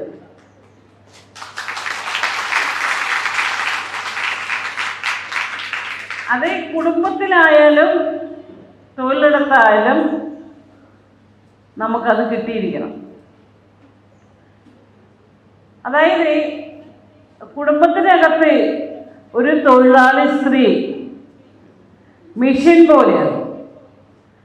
ഒരു അസംഘടിത ടെക്സ്റ്റൈൽ മേഖല തൊഴിലാളികളാണ് ഞങ്ങളുടെ കൂടെ കൂടുതലുള്ളത്. മിഠായി തെരുവിലാണെങ്കിൽ നിങ്ങൾക്ക് അറിയാലോ, മുഴുവൻ റെഡിമെയ്ഡ് ഷോപ്പും ചെറുകിട ഷോപ്പുകളൊക്കെയാണ്. അതിലൊക്കെ സ്ത്രീകൾ വർക്ക് ചെയ്യുന്നുണ്ട്. ഇവർക്ക് പ്രാഥമികമായിട്ട് ഞങ്ങൾ ഒരു സിനിമ ഇറങ്ങിയിട്ടുണ്ട്, നിങ്ങൾ കണ്ടല്ലോ ആരെങ്കിലും? Freedom fight. നിങ്ങൾ കണ്ടില്ലെങ്കിൽ കാണണം, സോണി ലൈവിലാണ്. ഇനി അതിലേക്ക് എന്തെങ്കിലും പെൻ ഡ്രൈവിലൊക്കെ ആക്കിയിട്ട് കാണാൻ പറ്റുമെങ്കിൽ കാണുക. അതിൽ കൃത്യമായിട്ട് ഞങ്ങൾ പറയുന്നുണ്ട്, മിഠായി തെരുവിലെ ഞങ്ങൾ ഉണ്ടാക്കിയ സമരമാണ്. അതായത് ഞങ്ങൾക്ക് പ്രാഥമിക ആവശ്യത്തിന് പോലുള്ള അവകാശമില്ല. ഞങ്ങൾക്കൊന്ന് മൂത്രമൊഴിക്കാനുള്ള അവകാശമില്ല. ഞാൻ അന്നൊക്കെ ഈ മൂത്രമൊഴിക്കാൻ അവകാശം വേണമെന്ന് പറയുമ്പോൾ ഒരു ഭാഗം പുരുഷന്മാർ എന്നോട് പറയാം, എൻ്റെ സുഹൃത്തുക്കൾ, ഇങ്ങനെ ഈ മൂത്രം എന്നുള്ള വാക്കോട്ടോ ഒഴിവാക്കിക്കൂടെ? പിന്നെ ഞങ്ങൾ എന്താ പറയേണ്ടത് ഞാൻ അവരോട് ചോദിച്ചു. നിങ്ങൾ പ്രാഥമികം എന്നൊക്കെ പറഞ്ഞാൽ പോലെയെന്ന് ചോദിച്ചു. ഞാൻ അതെന്തിനാ അങ്ങനെ സോഫ്റ്റായിട്ട് പ്രാഥമികം എന്നൊക്കെ പറയുന്നത്? ഞങ്ങൾക്ക് മൂത്രമൊഴിക്കണം, അത് ഞങ്ങളുടെ പ്രധാന ആവശ്യമാണ്, ഞങ്ങൾക്ക് പറഞ്ഞേ പറ്റുള്ളൂ. അങ്ങനെ മൂത്രപ്പുരയ്ക്ക് വേണ്ടി ഉണ്ടാക്കിയ സംഘടനയാണ് പെൺകൂട്ട്. ആ പെൺകൂട്ടിൻ്റെ കഥയാണ് ഫ്രീഡം ഫൈറ്റിലെ അസംഘടിതർ. കാരണം ഞങ്ങൾക്ക് മൂത്രമൊഴിക്കണം. എത്രയോ പെണ്ണുങ്ങൾ ഈ മിഠായിത്തെരുവിൽ ജോലിക്ക് വരിക, രാവിലെ കണ്ണ് നുള്ളി പൊളിച്ച് രാവിലെ തന്നെ വീട്ടിലെ എല്ലാ കാര്യവും, ഭർത്താവിൻ്റെ കാര്യം, ഭർത്താവായ തൊഴിലാളിൻ്റെ കാര്യം, പ്ലസ് കുട്ടികളെ വിദ്യാഭ്യാസം സ്കൂളിൽ വിടുന്ന മൊത്തം കാര്യം, ആരോഗ്യം, വിദ്യാഭ്യാസം, വസ്ത്രം, ഇങ്ങനെ എല്ലാ കാര്യവും ഈ സ്ത്രീ തൊഴിലാളി ചെയ്തു വെച്ചിട്ട് വീട് വൃത്തിയാക്കി വാതിലടച്ചിട്ട് ഓടുക ബസ്സിലേക്ക്. ഒരു തുള്ളി വെള്ളം കുടിച്ചിട്ടോ ചോദിക്കാൻ ആരുണ്ടവിടെ? എല്ലാവരും പറഞ്ഞു വിട്ടിട്ടാണ് നമ്മൾ കൂടെ പോരുക. ഒരു തുള്ളി വെള്ളം കുടിക്കാതെയാണ് മിഠായിത്തലിലേക്ക് ഓടുന്നത്. ആ ഓട്ടം പിന്നെ മിഠായിത്തലിലെത്തി നേരെ ഷോപ്പിലേക്കാണ്. അവിടെ പോയാൽ നമ്മളുടെ കൃഷ്ണമണിയും കണ്ണിൻ്റെ കൃഷ്ണമണിയും ശ്വസിക്കുന്ന ശ്വാസമൊക്കെ ഒന്ന് ശ്രദ്ധിച്ചു വിടണം. വിട്ടിട്ടാണ് നമ്മൾ ആ സ്ഥാപനത്തിൽ ആ തൊഴിൽ എല്ലാം മറന്ന്, കുട്ടികളും കുടുംബവും ഒക്കെ മറന്ന് നമ്മൾ ഈ സ്ഥാപനത്തിൽ കയറിയാൽ രാവിലെ ആവുന്നത് നമ്മളറിയില്ല, ഉച്ചയാവുന്നത് നമ്മളറിയില്ല, വൈകുന്നേരം ആവുന്നത് നമ്മളറിയില്ല. പിന്നെ 7 മണി 8 മണിക്ക് മുതലാളിമാർ കസ്റ്റമേഴ്സ് ഇല്ലാത്ത സമയത്ത് പോയിക്കോളി പറയുമ്പോൾ ഓ ഇത് 8 മണിയായില്ലേ എന്ന് നമ്മളറിയുന്നത്. ഇവിടെ ഞങ്ങൾക്ക് മൂത്രം ഒഴിക്കണമെന്നോ, ഞങ്ങൾക്കൊന്ന് ഇരിക്കണമെന്നോ, ഞങ്ങൾക്കൊന്ന് ശ്വാസം വിട്ട് ഭക്ഷണം കഴിക്കണമെന്നോ ഒന്നും ആർക്കൊരു പ്രശ്നമല്ല. മുതലാളിമാർക്ക് തീരെ ഒരു പ്രശ്നമല്ല, പൊതുസമൂഹത്തിനൊരു പ്രശ്നമല്ല. നിങ്ങളൊക്കെ ഡ്രസ്സുകളൊക്കെ വാങ്ങാൻ വേണ്ടി പോയാൽ ആ സ്ത്രീകളൊന്ന് നോക്കൂ. അപ്പം അങ്ങനെ നമ്മളെ മനുഷ്യനായിട്ട് പോലും പരിഗണിക്കാത്ത ആ അവസ്ഥ വന്നപ്പോഴാണ് നമുക്കിത് മുഖ്യധാരയിൽ പറഞ്ഞേ പറ്റൂ. അധികാരികളൊക്കെ അറിയിച്ചു, അത് നിങ്ങൾ വെറുതെ ഇരിക്കുന്ന കുറേ സ്ത്രീകൾ എന്നാ പറയുന്നത്, അത് നിങ്ങൾ വെറുതെ ഇരിക്കുന്ന കുറേ സ്ത്രീകൾ വീട്ടിൻ്റെ അകത്ത് നമ്മൾ വെറുതെ ഇരിക്കാറോ? നമ്മൾ പണി കണ്ടെത്തി പണിയെടുക്കാൻ ശ്രമിക്കുന്ന ആൾക്കാരാണ് നമ്മൾ. ഈ സമൂഹത്തിനറിയില്ല വീട്ടിൻ്റെ അകത്ത് ഈ വെറുതെ ഇരിക്കുന്ന കുറേ സ്ത്രീകൾ വന്നിപ്പോൾ മൂത്രപ്പുര ഉണ്ടാക്കാൻ പറയുന്നുണ്ട്. നമ്മളിപ്പോൾ ഈ ബിൽഡിംഗ് ഒക്കെ പൊളിച്ച് മൂത്രപ്പുര ഉണ്ടാക്കാൻ പോവുക. അതായത് നിങ്ങൾ ജോലിക്ക് വരണ്ട, വ്യാപാരികളുടെ അഭിപ്രായം അതാ, നിങ്ങൾ മൂത്രം ഒഴിക്കാനായി ജോലിക്ക് വരണ്ട. എന്നാൽ ഈ ജോലിക്ക് വരുന്ന സ്ത്രീ തൊഴിലാളികൾ മനുഷ്യനാണെന്നോ അവർ തൊഴിലാളിയാണെന്നോ ഒന്നും ഒരു പരിഗണനയില്ലാതെ നിങ്ങൾ എന്ത് കൂലി കൊടുക്കും? അത് പെർഫോമൻസ് നോക്കട്ടെ, സ്ത്രീകളല്ലേ, അവരെ പെർഫോമൻസ് നോക്കട്ടെ. അപ്പൊ ആ തരത്തിൽ നമ്മളെ എത്രമാത്രം മനുഷ്യനല്ലാത്ത രീതിയിൽ അടിച്ചമർത്താൻ ആണ് സമൂഹത്തെ നോക്കുന്നത്. അതിൻ്റെ അകത്ത് ഉണർന്നെണീച്ച് ഞങ്ങളും മനുഷ്യരാണ് എന്ന ബോധത്തിൽ നമുക്ക് ഈ കാര്യങ്ങൾ നീക്കിയേ പറ്റുള്ളൂ. അപ്പോൾ അസംഘടിത മേഖലയിൽ സ്ത്രീ തൊഴിലാളിക്ക് മൂത്രയിക്കാൻ വേണ്ടിയിട്ടുള്ള അവകാശത്തിന് വേണ്ടിയും ഞങ്ങൾക്ക് ഈ മൂത്രപ്പുരകൾ കെട്ടിത്തരുന്നതിന് വേണ്ടിയും നമ്മൾ എല്ലാ അധികാരികളടുത്തും എല്ലാ ഈ പറയുന്ന വ്യാപാരി സംഘടനകളടുത്തൊക്കെ പറഞ്ഞിട്ട് നമുക്ക് സമരം ചെയ്ത് നേടിയെടുക്കേണ്ടി വന്നതാണ് ഞങ്ങൾക്ക് ഈ മൂത്രപ്പുര. ആ സിനിമയെ പറയുന്നുണ്ട്, ഞങ്ങൾ കുപ്പി ഡ്രസ്സിംഗ് റൂമിലൊക്കെ പോയിട്ട് പാട്ടയിൽ വെച്ച് കുപ്പിയിലാക്കിയിട്ട് ഞങ്ങൾ വീട്ടിൽ വന്നിട്ട് ഒഴിവാക്കല്. ഇതൊക്കെ നടന്ന കഥയാണ്. നിങ്ങൾ മിഠായി തെരുവിലോ അല്ലെങ്കിൽ മറ്റു നിങ്ങളെ പ്രദേശത്തുള്ള ഏതെങ്കിലും തെരുവിലൊക്കെ ജോലി ചെയ്യുന്ന സ്ത്രീകളോട് ചോദിക്കുക, നിങ്ങളെവിടെയാണ് ബാത്റൂം പോകും, നിങ്ങളെവിടെയാണ് മൂത്രമൊഴിക്കാൻ പോകും ചോദിക്കൂ. വെള്ളം കുടിക്കാതെ ഈ മൂത്രമൊഴിക്കൽ നിർത്തിവെക്കാൻ വേണ്ടി വെള്ളം കുടിക്കാതെ ശരീരത്തെ ശീലിപ്പിച്ച് രോഗിയായി മരിക്കുന്ന സ്ത്രീകളായിരിക്കും അവർ. എന്തിനാണ് നമ്മൾ ഇത്ര പ്രശ്നങ്ങൾ ഉണ്ടാക്കുന്നത്? നമ്മളൊരു പ്രശ്നക്കാരികളാണ് സ്ത്രീകൾ. അപ്പൊ ഈ തരത്തിൽ മൂത്രമൊഴിക്കാനും ഈ തരത്തിൽ ഇരിക്കാൻ സമരവും നടത്തിയിട്ടുണ്ട് ഞങ്ങൾ. കാരണം മനുഷ്യനായിട്ട് പരിഗണിക്കുന്നില്ല എന്നുള്ളത് മൂത്രപ്പുരയിൽ കൂടെ ഞങ്ങൾക്ക് മനസ്സിലായി. എന്നാൽ തൊഴിലാളിയായിട്ട് അംഗീകരിക്കുന്നില്ല എന്നത് ഇരിക്കൽ സമരത്തിൽ കൂടെയാണ് ഞങ്ങൾ. അതുകൊണ്ടാണ് ഞങ്ങൾ ഇരിക്കൽ സമരം നടത്തി തൊഴിലാളിയായിട്ടും അംഗീകരിക്കട്ടോ. കാരണം ഞങ്ങൾ ഇരിക്കൽ സമരം നടത്തുമ്പോൾ നിങ്ങൾക്ക് ഇരിക്കാനുള്ള അവകാശം ഉണ്ടോന്നാണ് ചോദിച്ചത്, അല്ല ഇരിക്കാനുള്ള നിയമമുണ്ടോ? യെസ്. അപ്പം ഞങ്ങൾ ഇരിക്കേണ്ട ആളെ നിയമമുണ്ടോ? ഇല്ലല്ലോ. ഒരു തൊഴിലാളിക്ക് തൊഴിൽ ചെയ്യാനുള്ള സാഹചര്യം ഒരുക്കേണ്ടത് തൊഴിലുടമയുടെ ഉത്തരവാദിത്തമാണ്. അത് നടപ്പിലാക്കിക്കേണ്ടത് അതത് സർക്കാരുകളാണ്, അതിൻ്റെ ലേബർ ഡിപ്പാർട്ട്മെൻറ്റ് ഉദ്യോഗസ്ഥന്മാരാണ്. നമുക്ക് വലിയൊരു ബുക്കൊക്കെ ഉണ്ട് തൊഴിലാളികൾക്ക്. 4 മണിക്കൂർ 1 മണിക്കൂർ വിശ്രമം, മിനിമം വേതനം, ഇത്ര മണിക്കൂർ ജോലി, ഇത്ര ദിവസം അവധി, ആഴ്ചയിലൊരു അവധിയുണ്ട്. ഇതൊക്കെ ബുക്കിലേ ഉള്ളൂ, വായിച്ചാൽ ഞങ്ങൾക്ക് സന്തോഷവും. ഇതൊക്കെ നിയമമുണ്ട് ഇല്ലേ? പക്ഷെ ഞങ്ങൾക്ക് അതൊന്നും പങ്കാളികളല്ല. അപ്പം അതെന്തുകൊണ്ട് നിയമവിരുദ്ധമായിട്ട് മുതലാളിമാർ ഞങ്ങൾ സ്ത്രീ തൊഴിലാളികളോട് ഇങ്ങനെ പെരുമാറുന്നത് എന്തുകൊണ്ട്? ഇതൊക്കെ ചോദ്യം ചെയ്യാൻ, ഇതൊക്കെ എന്തുകൊണ്ട് എന്ന് ഞങ്ങൾ വിരലിച്ചുകൊണ്ട് ചോദിക്കുകയാണ്. അത് ഓരോ മാർച്ച് 8 അന്താരാഷ്ട്ര വനിതാ ദിനത്തിൽ ഞങ്ങൾ ചോദിക്കുകയാണ്. എന്തുകൊണ്ട് ഞങ്ങൾ ഇരിക്കാൻ അനുവദിക്കുന്നില്ല? എന്തുകൊണ്ട് ഞങ്ങൾക്ക് മൂത്രമൊഴിക്കാനുള്ള സൗകര്യമില്ല? എന്തുകൊണ്ട് ഞങ്ങൾക്ക് മിനിമം വേതനം തരുന്നില്ല? ഞങ്ങൾ ഇത് ചോദിച്ചുകൊണ്ടേയിരിക്കുന്നു.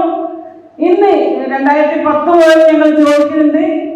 ഇന്ന് ഏറെക്കുറെ മാറ്റങ്ങൾ വന്നിട്ടുണ്ട്. ഏറെക്കുറെ മാറ്റങ്ങൾ വന്നിട്ടുണ്ട്. പോരല്ലോ, കോഴിക്കോട് മാറിയാൽ മതിയോ? കേരളം ഒട്ടൊക്കെ മാറണ്ടേ? ഇന്ന് കോഴിക്കോട് സ്ത്രീ തൊഴിലാളികളെ മനുഷ്യരെ പരിഗണിക്കുന്നു,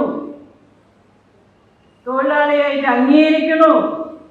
അന്ന് നമ്മുടെ തൊഴിലാളി സ്ത്രീകളോട് നിങ്ങൾക്ക് എന്താ കൂലി എന്ന് ചോദിച്ചാൽ അറിയൂല. ആഴ്ചക്ക് തരുമ്പോൾ അറിയാം. മുതലാളികൾ ചോദിക്കുക നിങ്ങളെന്താ കൂലി കൊടുക്കുക ചോദിച്ചാൽ പറയാം ഓരോ പെർഫോമൻസ് നോക്കട്ടെ. എന്തെങ്കിലും കിട്ടിയാൽ ബാക്കി കാര്യങ്ങൾക്ക് ഞങ്ങൾക്കും കൂടി പങ്കാളികളാവാം എന്ന് വിചാരിച്ച് കുട്ടികളെയും മക്കളെയും സ്കൂളിലൊക്കെ അയച്ച് വീടൊക്കെ വൃത്തിയാക്കിയിട്ട് വീട്ടിലെല്ലാ നീ പണിക്ക് പോകണമൊക്കെ ശരി, ചോറും പേറും ഇവിടെ കറക്റ്റ് അയക്കണം. വേറെ കിട്ടുന്ന പൈസ മുഴുവൻ കുടുംബത്തിലാണ്. പുരുഷാധിപത്യത്തിന്റെയും മുതലാളിത്തത്തിന്റെയും ഇരകളാണ് തൊഴിലാളി സ്ത്രീകൾ. നമ്മളെന്തെങ്കിലും ഇരയാവേണ്ട ആവശ്യം? നമ്മൾ മനുഷ്യരല്ലേ? നമുക്ക് പൊട്ടിച്ചേ പറ്റും. ഞാൻ പൊട്ടിച്ചിട്ടുണ്ട്. എൻ്റെ കുടുംബത്തിലായാലും പൊതു ഇടത്തിലായാലും തൊഴിലിടത്തിലായാലും ഞാൻ പൊട്ടിച്ചിട്ടുണ്ട്. ഞാൻ വെറും ടൈലർ മാത്രമല്ലായിരുന്നു. ഞാൻ വോഡാഫോണിൽ ജോലി ചെയ്ത തൊഴിലാളിയായിരുന്നു. വോഡാഫോൺ അറിയാലോ, അതിൻ്റെ അകത്ത് ക്യാഷ് കളക്ട് ചെയ്ത് കൊണ്ടുവരുന്ന ഒരു തൊഴിലാളിയായിരുന്നു. 17 തൊഴിലാളികൾ വേണമെന്നാണ്. അപ്പോൾ ഞാൻ പറഞ്ഞു ഞാനും വരാം, കാരണം ക്യാഷ് കളക്ട് ചെയ്ത് കൊണ്ടുവന്നാൽ പോലെ. അപ്പോൾ വണ്ടി ഓട്ടാൻ അറിയണം. എനിക്ക് വണ്ടി ഓട്ടാൻ അറിയാം. ഈ 2020 എൻ്റെ വണ്ടിയിലെല്ലാം ബസ് വന്നിടിച്ച് എൻ്റെ തലയ്ക്ക് ചെറിയ പ്രശ്നമൊക്കെ ഉണ്ടായിട്ടുണ്ട്. ഞരമ്പിൽ ബ്ലഡ് കോട്ടായതാണ്. ഞാൻ തീരെ സംസാരിക്കാനോ നടക്കാനോ നിൽക്കാനോ ഒന്നും പറ്റൂലേ. പിന്നെ എൻ്റെ ഫൈറ്റ് മുഴുവൻ ഞാൻ ഇന്നോടായി. ഞാനിങ്ങനെ ആയാൽ പറ്റൂല. എൻ്റെ ഡോക്ടർ വരെ എന്നോട് പറഞ്ഞു, ഡോക്ടർ കുര്യാക്കോസിനോട് പറഞ്ഞിട്ടുണ്ട്, നിങ്ങളായതുകൊണ്ട് മാത്രമാണ് റിലീസ് നടക്കുന്നത്, ഇങ്ങനെയൊക്കെ വന്ന് പറയുന്നത്. അല്ല, നമ്മൾ ഫൈറ്റ് ചെയ്തേ പറ്റൂ. നമുക്ക് എന്ത് തടസ്സങ്ങൾ വന്നാലും പിന്നെ ഞാനിവിടെ വന്ന് എന്നോട് ഇന്നെ വിളിച്ചത് കാർച്ചേരി മാഷ് മോനാണ്. ഞാൻ സത്യത്തിൽ ചെറിയൊരു ഇതുണ്ടായി, തെറ്റിദ്ധാരണകളുണ്ടായി. കാരണം ആ MN കാർച്ചേരി മാഷ് മോൻ എന്നെ ഇടയ്ക്കിടയ്ക്ക് വിളിക്കുന്നുണ്ട്. പോണം ഇങ്ങനെ കോളേജിലെ കുട്ടികൾ വിളിക്കുന്നു ഇങ്ങനെ പറയുന്നുണ്ട്. പക്ഷെ ഈ പറഞ്ഞ ദിവസങ്ങളൊന്നും കുട്ടികളെ വീട്ടിൽ വന്നില്ല. അപ്പം ഞാൻ സത്യത്തിൽ അന്താരാഷ്ട്ര സ്ത്രീ ദിനമാണ് 8-ാം തീയതി.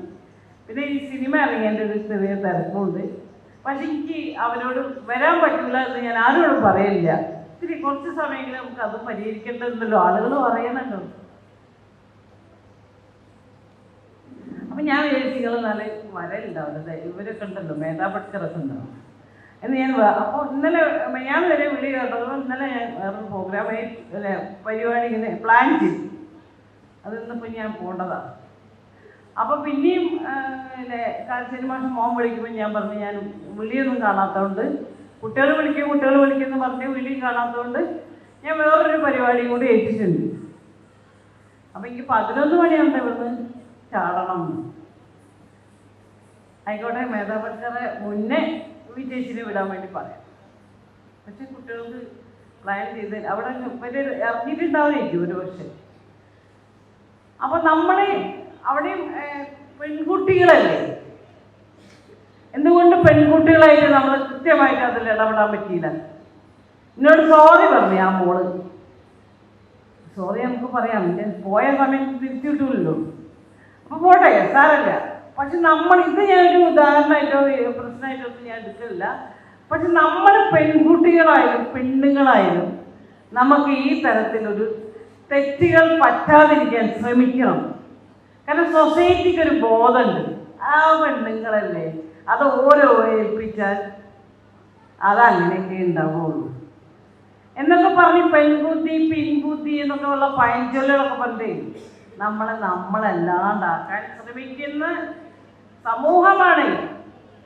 പൊരുതോ നിങ്ങൾ, ഞങ്ങൾ പെൺകുട്ടികളായാലും ഞങ്ങൾ ചെയ്യുന്ന കാര്യങ്ങൾ വൃത്തിയിൽ ചെയ്യും. നമുക്ക് വൃത്തിയിൽ ചെയ്യാൻ നിങ്ങൾ തീരുമാനിച്ച് ഇഷ്ടപ്പെട്ടു കൊടുക്കുക. തീർച്ചയായും നിങ്ങൾക്ക് പറ്റും. നിങ്ങൾ ഈ കുട്ടികളേക്കില്ല നാളെ നിങ്ങൾ തീരുമാനിക്കും. മനുഷ്യന് നമ്മുടെ മനസ്സിൽ ഞാൻ ഏറ്റെടുത്ത കാര്യം വളരെ ഭംഗിയായി ഇതിനെ തകർക്കാൻ അല്ലെങ്കിൽ മറ്റുള്ളവരോ തെറ്റുപറ്റി നമ്മൾക്കൊരു നമ്മളെ നേരെ വേഗണം നമ്മളെ നേരെ. കാരണം നമ്മൾ പെണ്ണല്ലേ, പെൺകുട്ടിയല്ലേ, സ്ത്രീയല്ലേ, അവർക്ക് അത്രയേ പറ്റുള്ളൂ. നമുക്ക് ആ ഇന്നൊക്കെ മാറേണ്ടതുണ്ട്. അബദ്ധങ്ങൾ വരും, മനുഷ്യനാണോ അബദ്ധം വരും. എന്നാലും പെണ്ണായതുകൊണ്ട് വരുന്ന അബദ്ധങ്ങൾ നമ്മൾ മാറ്റിയേ പറ്റുള്ളൂ. അപ്പോൾ ഞാൻ പറഞ്ഞു വരുന്നത്, അസംഘടിത മേഖല സ്ത്രീ തൊഴിലാളികൾ ഇത്തരം അവകാശങ്ങൾ പലരും ഫൈറ്റ് ചെയ്ത് നേടിയെടുത്ത കുറേ അവകാശങ്ങളാണ് ആ ബുക്കിലുള്ളത്. അത് നമുക്ക് നമ്മളിൽ കൂടി അനുഭവിക്കുന്ന രീതിയിൽ വരാത്തത് എന്തുകൊണ്ട്? ഒരു തൊഴിലാളികൾ എന്ന് പറഞ്ഞാൽ പുരുഷനും സ്ത്രീയുമാണ്. പുരുഷനറിയുന്ന അവകാശങ്ങളൊന്നും തന്നെ ഈ സ്ത്രീ തൊഴിലാളികൾക്ക് അറിയില്ല. എന്തുകൊണ്ടാണ്? നിങ്ങൾക്ക് അറിയാലോ എന്തുകൊണ്ടാണെന്ന്. കാരണം ആൺകുട്ടിക്ക് കിട്ടുന്ന ഒരു സാഹചര്യങ്ങളും പെൺകുട്ടിക്ക് കിട്ടുന്നില്ല. നിങ്ങളിപ്പോൾ ഇവിടെ പരിപാടി എൻ്റെ വീട്ടിൽ പറഞ്ഞിട്ട് പരിപാടിക്ക് ഇവിടെ വന്നു, സ്കൂളിൽ വന്നു, കോളേജിൽ വന്നു, തിരിച്ച് നിങ്ങൾ ആ സമയത്ത് അവിടെ എത്തിയിരിക്കണം. വീട്ടിൽ എത്തിയില്ലെങ്കിൽ ആരൊക്കെ വിളി വരും? കുടുംബം മൊത്തം നിങ്ങൾ വിളിക്കും അല്ലേ? അപ്പം നിങ്ങൾക്ക് എന്ത് ചെയ്യണം? ഞങ്ങൾക്ക് ഇനി എന്തെങ്കിലും അറിഞ്ഞാലും വേണ്ടി അറിഞ്ഞില്ലേ വേണ്ടി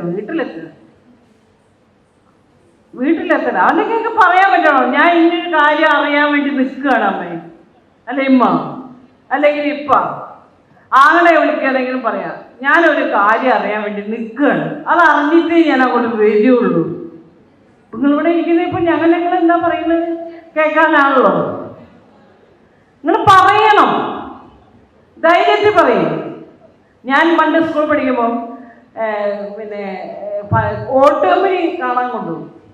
ഓട്ട് കമ്പനി എന്ന് പറഞ്ഞാൽ ഞങ്ങളുടെ സ്കൂളിൽ തൊട്ടടുത്താണ്. എന്നാലും നമ്മളിവിടെ വീട്ടിൽ വന്നിട്ട് പറയണ്ടേ, അമ്മ എനിക്ക് ഓട്ട് കമ്പനി പോകണം. എനിക്ക് പോകണ്ട എന്നോട്. നേരെ മറിച്ച് എൻ്റെ അനിയനടക്കം പോകണ്ട്. അനിയനൊരു വിഷയമില്ല, അമ്മനോട് സമ്മതം. അമ്മ ഞാൻ നാളെ ഓട്ട് കമ്പനി പോകുന്നുണ്ട് കേട്ടോ. ഞാൻ ചോദിച്ചു നിങ്ങളൊന്നും പോകണ്ട. ഞാൻ കുറേ കരഞ്ഞ് ഓൻ പോണില്ലേ, എന്താ എനിക്ക് പോകാത്ത എന്ന ചോദ്യമൊന്നും എൻ്റെ മനസ്സിൽ വന്നില്ല. എനിക്ക് പോകണം തന്നെ കരഞ്ഞു. സമ്മതം തന്നതേ ഇല്ല വീട്ടിൽ നിന്ന്. ഒരു പേടിക്കുന്നതാണ്. കാരണം ഇവിടെ സമൂഹത്തിൻ്റെ സ്ഥിതി അങ്ങനെയല്ലേ, അവർ പേടിക്കുമല്ലോ. അവസാനം ഞാൻ അമ്മേനോട് പറയാതെ പോയി വന്ന് എൻ്റെ അനിയൻ പറഞ്ഞു, ഇവിടെ ഓട്ട്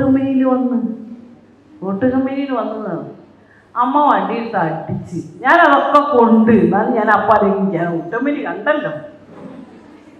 അടി കിട്ടിയാലെന്താ, ഞാൻ കണ്ടില്ലെങ്കിൽ ഞാൻ അതോടെ ഞാനിങ്ങനെ സഹിച്ച് കരഞ്ഞ് കിടന്നുറങ്ങും. അപ്പം നമ്മൾ തീരുമാനിക്കണം, നമുക്ക് എന്തൊക്കെ അറിയണം, നമുക്ക് എന്തൊക്കെ കേൾക്കണം, എന്തെല്ലാം രുചിക്കണം, എന്തൊക്കെ നമുക്ക് എന്തെല്ലാം സാധ്യതകളുള്ള നാടാണ് നമ്മൾ, എന്തെല്ലാം സാധ്യതകൾ ചുറ്റുപാടാണ്. നമ്മൾ എന്തെങ്കിലും അറിയണ്ടോ? നമുക്ക് സന്തോഷിക്കണ്ടേ? സന്തോഷിക്കണം. അപ്പം അതിനു വേണ്ടി നമ്മൾ അരയും തലയും മുറയ്ക്ക് കെട്ടി തീരുമാനിക്കുക. ഞങ്ങളും ഇവിടെയുള്ള മനുഷ്യനാണ്. മതത്തിനുള്ളിലായാലും ഏത് രീതിയിലായാലും നമുക്ക് കുറേ ആയിക്കോട്ടെ, നമ്മൾ ജനിക്കുന്ന ഒരു മതത്തിലാണെങ്കിൽ ആ മതം വിശ്വസിച്ച് ജീവിക്കൊക്കെ വേണം. നമുക്കൊരു ദൈവത്തിലൊക്കെ വിശ്വാസമൊക്കെ വേണം. അതിനൊന്നും ഞാനൊന്നും പറയില്ല. എന്തൊക്കെ ആണെങ്കിലും താൻ പാതി ദൈവം പാതി. നമ്മൾ പകുതി ഉണ്ടെങ്കിലേ ദൈവം പോലും നമ്മളെ പകുതി കൂട്ടുകയുള്ളൂ. അതുകൊണ്ട് നമ്മൾ തീരുമാനിക്കേണ്ട കാര്യങ്ങൾ നമ്മൾ തീരുമാനിക്കണം. ഇത് തന്നെയാണ് അസംഘടിത മേഖലയിലും തൊഴിലാളികളും അനുഭവിക്കുന്നത്. നമുക്ക് ഈ പറഞ്ഞ പോലെ 8 മണിക്കൂർ ജോലി, 8 മണിക്കൂർ വിനോദം, 8 മണിക്കൂർ വിശ്രമം, തുല്യ ജോലിക്ക് തുല്യ കൂലി. എന്തുകൊണ്ടാണ് കിട്ടാത്തത്? നമ്മളെ മിഠായി തെരുവിന്, റെഡിമെയ്ഡ് ഷോപ്പിലും ടെക്സ്റ്റൈൽ മേഖലയിലും ഒക്കെ തന്നെ ഞങ്ങളെ മിഠായി തെരുവിന്, കാരണം വലിയ വലിയ കടയിലൊക്കെ കൊടുക്കുന്നുണ്ടാവായിരിക്കും തുല്യ കൂലി. ആ പെണ്ണുങ്ങൾ എത്രയാണോ അത് തന്നെയാണ് കൊടുക്കുക. വലിയ വലിയ കടയിൽ, വലിയ വലിയ കടകൾ തന്നെ നമുക്ക് വിരലിലുണ്ടാവുന്നതുള്ളൂ.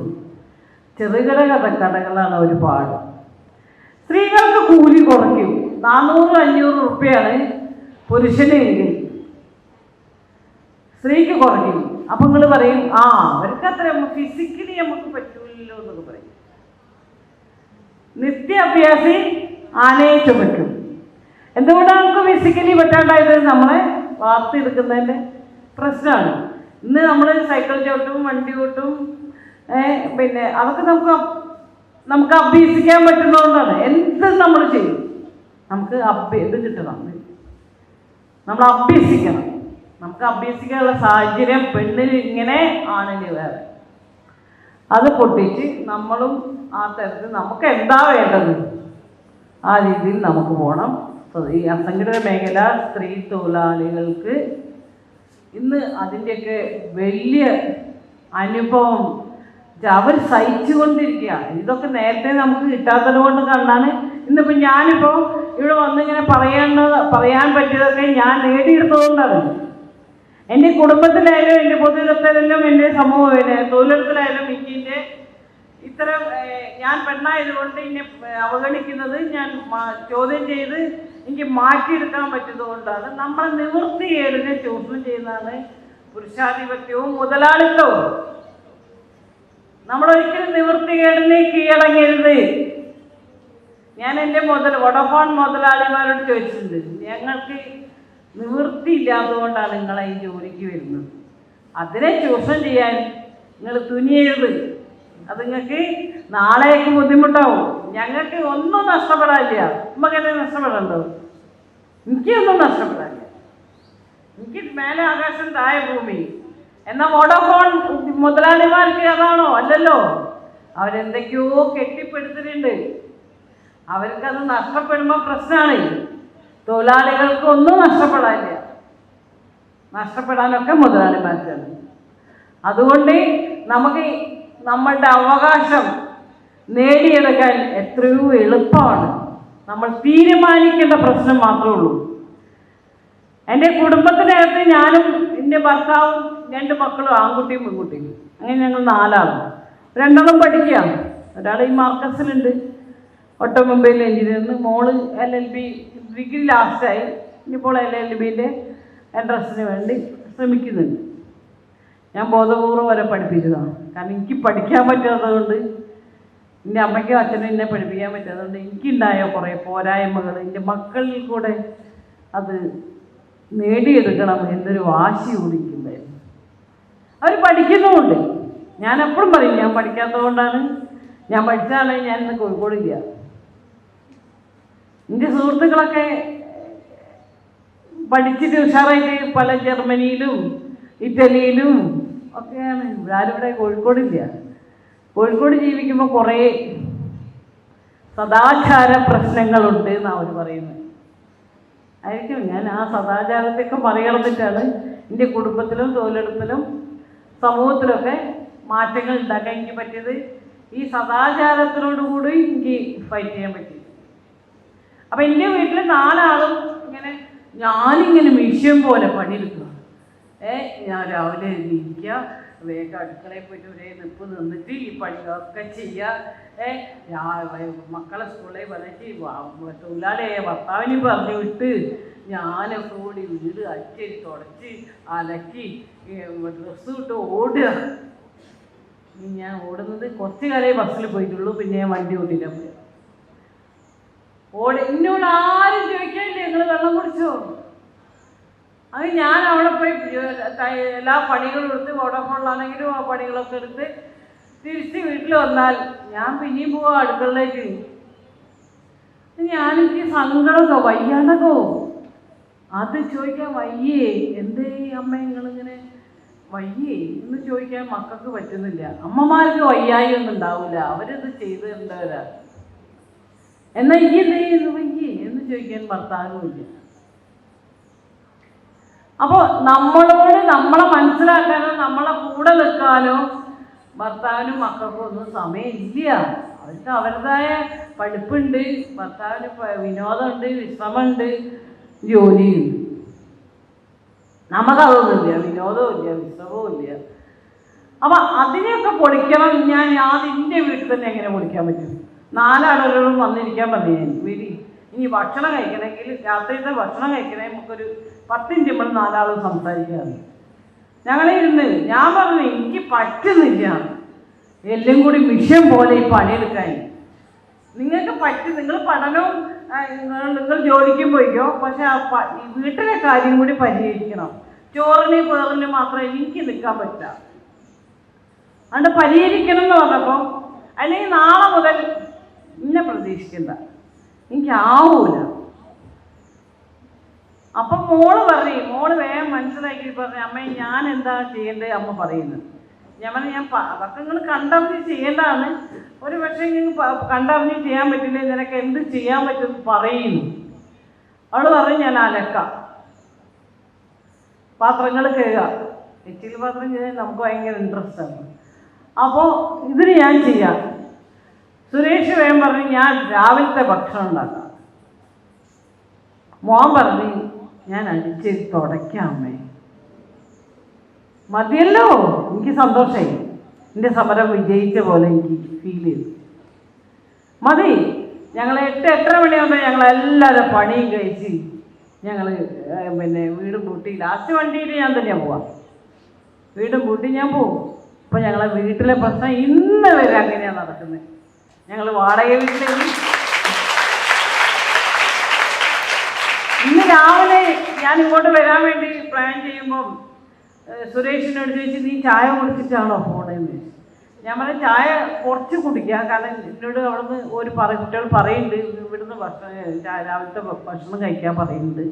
അവിടെ കൂടുതൽ അവിടെ കുടിച്ചോളൂ, അവിടുന്ന് കുറച്ച് മതി, നേരമില്ല അവർ വരുന്നുണ്ട്. സുരേഷ് എനിക്ക് ഈ മേശപ്പുറത്ത് കൊണ്ടുതന്നു. ഇങ്ങനെ എൻ്റെ വീട്ടിനകത്ത് മാത്രമല്ല, ഞങ്ങളിപ്പോൾ താമസിക്കുന്ന വീട് എനിക്ക് സമ്മാനം കിട്ടിയ വീടാണ്. എനിക്ക് എൻ്റെ വീട്ടിൻ്റെ അകത്ത് കുടുംബത്തിലെ സമരവും തൊഴിലെടുത്ത സമരവും പൊതുവെടുത്ത സമരമൊക്കെ എനിക്ക് വിജയിപ്പിക്കാൻ പറ്റിയത് കൊണ്ട്, മാറ്റങ്ങൾ ഉണ്ടാക്കാൻ പറ്റിയതുകൊണ്ട് BBC അംഗീകരിച്ചു. അറിയാലോ BBC 2018 BBC അംഗീകരിച്ചു. അതോടെ കേരളത്തിന് അഭിമാനമായി, കോഴിക്കോടിന് അഭിമാനമായി, മിഠായി തെരുവിന് അഭിമാനമായി.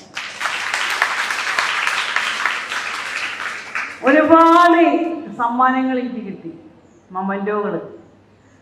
അപ്പം എൻ്റെ സുഹൃത്തുക്കളായ സംഘടനകൾ, സുഹൃത്തുക്കൾക്ക് സംഘടന, സ്ത്രീ സംഘടനയാണ് വിങ്സ് കേരള അങ്ങനെ പറയുന്ന സംഘടന. നമ്മളെ വിനയുണ്ട്, പോലീസുകാരി വിനയ, അടിപൊളിയാണ്. അവൾ ഇങ്ങനെ പറയുന്നു പ്രവർത്തിക്കുന്ന ഒരാളാണ്. അവളെ ജീവിതത്തിൽ അവൾ ആദ്യം മാറ്റം ഉണ്ടാക്കുക. അവളെ ഭർത്താവിലോ കുടുംബത്തിലോ അല്ല, ആദ്യം ഓളെ ജീവിതത്തിലാണ് മാറ്റം ഉണ്ടാക്കുക. ഓക്കെ എന്ത് തടസ്സം വന്നാലും ഓളത് വെട്ടി മാറ്റി കുറിച്ച് ഓളെ തീരുമാനങ്ങൾ നടപ്പിലാക്കും. അവൾ പിന്നെ വിളിച്ചു പറഞ്ഞു വിജി നീ എന്തായാലും നല്ല BBC അംഗീകരിച്ചില്ലേ, നിനക്ക് ഞങ്ങളൊരു വീട് തരട്ടെ, നീ വാടകയ്ക്കല്ലേ താമസിക്കുന്നു. അപ്പം ഞാൻ പറഞ്ഞു, ആരെന്താ നീ അങ്ങനെ ചോദിക്കുന്നത്, നിനക്കൊക്കെ ഒരു 10-25 ലക്ഷത്തിൻ്റെ വീട് തരാൻ നിനക്ക് പറ്റുമോ വിനയ ഞാൻ ചോദിച്ചപ്പോൾ ഞാൻ അത് പലവട്ടം ആലോചിച്ചിട്ട് അവർ ഞങ്ങൾ സംഘടന ആലോചിച്ചിട്ടുണ്ട്, വിങ്സ് കേരള ആലോചിച്ചിട്ട് തീരുമാനിച്ചിട്ടാണ് പറയുന്നത്. ഞാൻ പറയും, നിങ്ങൾ സ്ത്രീ സംഘടന എനിക്കൊരു സമ്മാനമായിട്ടൊരു വീട് തരുന്നതിൻ്റെ വലിയ അഭിമാനമല്ലേ. എൻ്റെ മോൻ പഠിച്ചത് സെൻറ്റ് ജോസഫിലാണ്. അവിടെ നിന്നൊരു അവിടെ നിന്ന് മോൻ പഠിക്കുമ്പോൾ എന്നോട് എനിക്ക് സ്ഥലം ഉണ്ടായിരുന്നു. അപ്പം എന്നോട് പറഞ്ഞു, ഞങ്ങളൊരു വീടുണ്ടാക്കി തരുന്നു. അപ്പോൾ അവിടെ പഠിക്കുന്ന കുട്ടികൾക്ക് വീടില്ലാത്തവർക്ക് വീടൊക്കെ ഉണ്ടാക്കി കൊടുക്കും. ഞാൻ പറഞ്ഞു, എനിക്ക് വേണ്ട, എനിക്കൊന്നിനും സർക്കാർ തരട്ടെ, അല്ലെങ്കിൽ ഞാൻ ഉണ്ടാക്കും, അധ്വാനിച്ചുണ്ടാക്കും. എനിക്കൊരു വീട് ബിസിനസ്സിൽ എന്താ അർത്ഥത്തിൽ അതിലെന്ത് രാഷ്ട്രീയമാണ്. പാവപ്പെട്ടൊരു വിച്ചിക്ക് വീടുണ്ടാക്കി കൊടുക്കാൻ കാരുണ്യം കാണിക്കുക, എനിക്കതിനോടൊന്നും ഇഷ്ടമില്ല.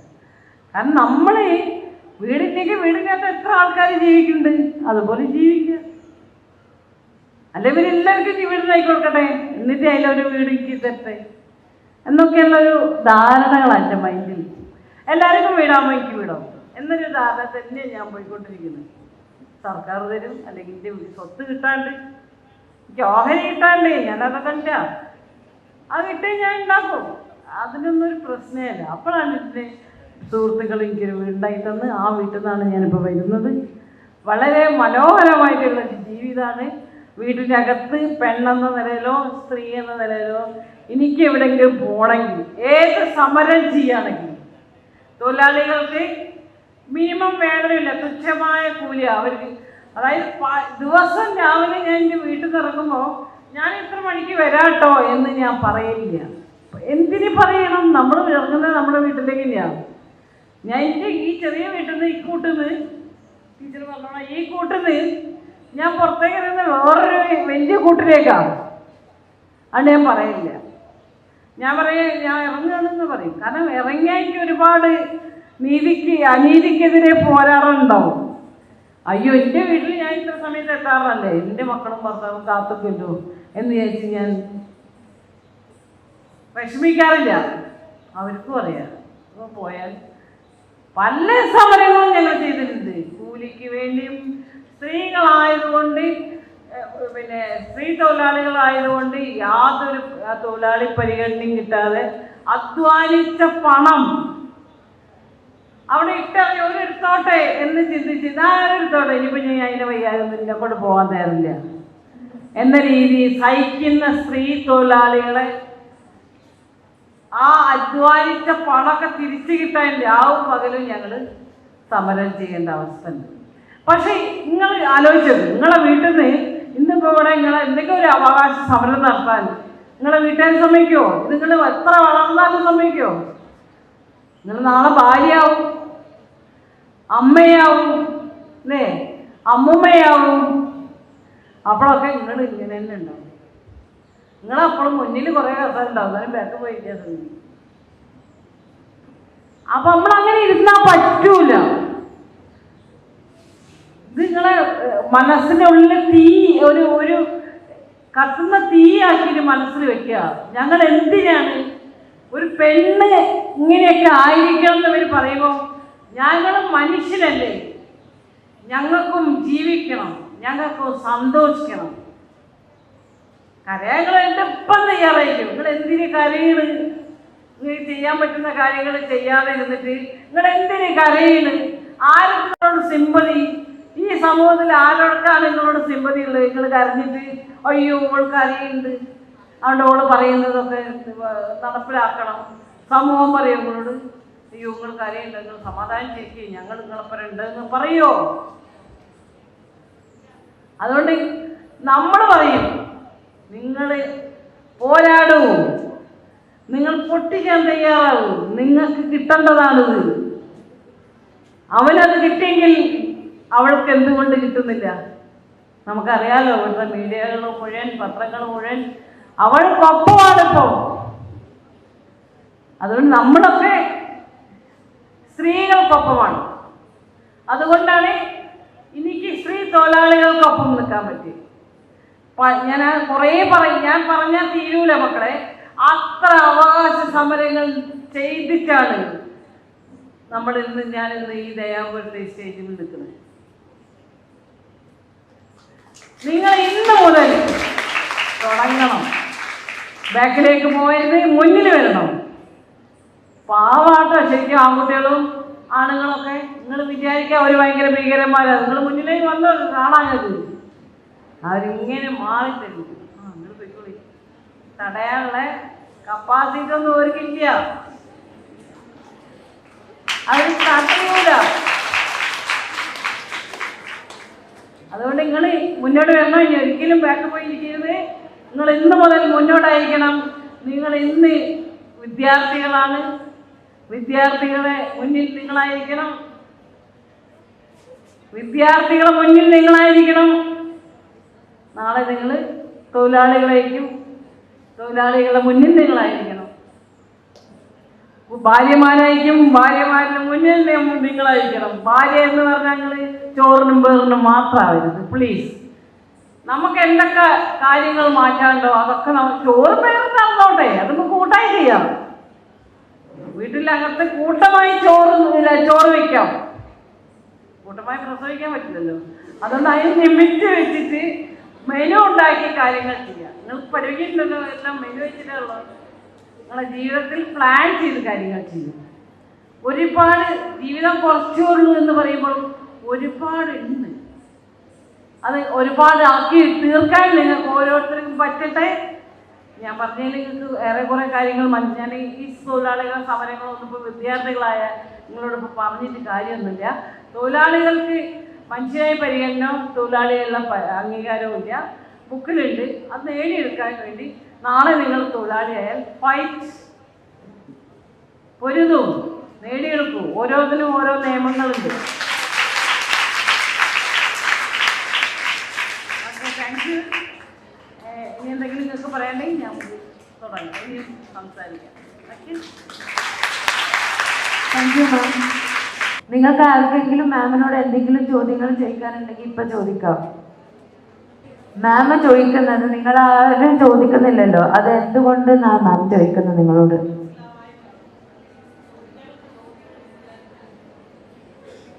മാം ഇത്രയും പറഞ്ഞത് നിങ്ങൾക്ക് ആർക്കും മനസ്സിലാവാനാണോ എന്നാണ് ചോദിക്കുന്നത്.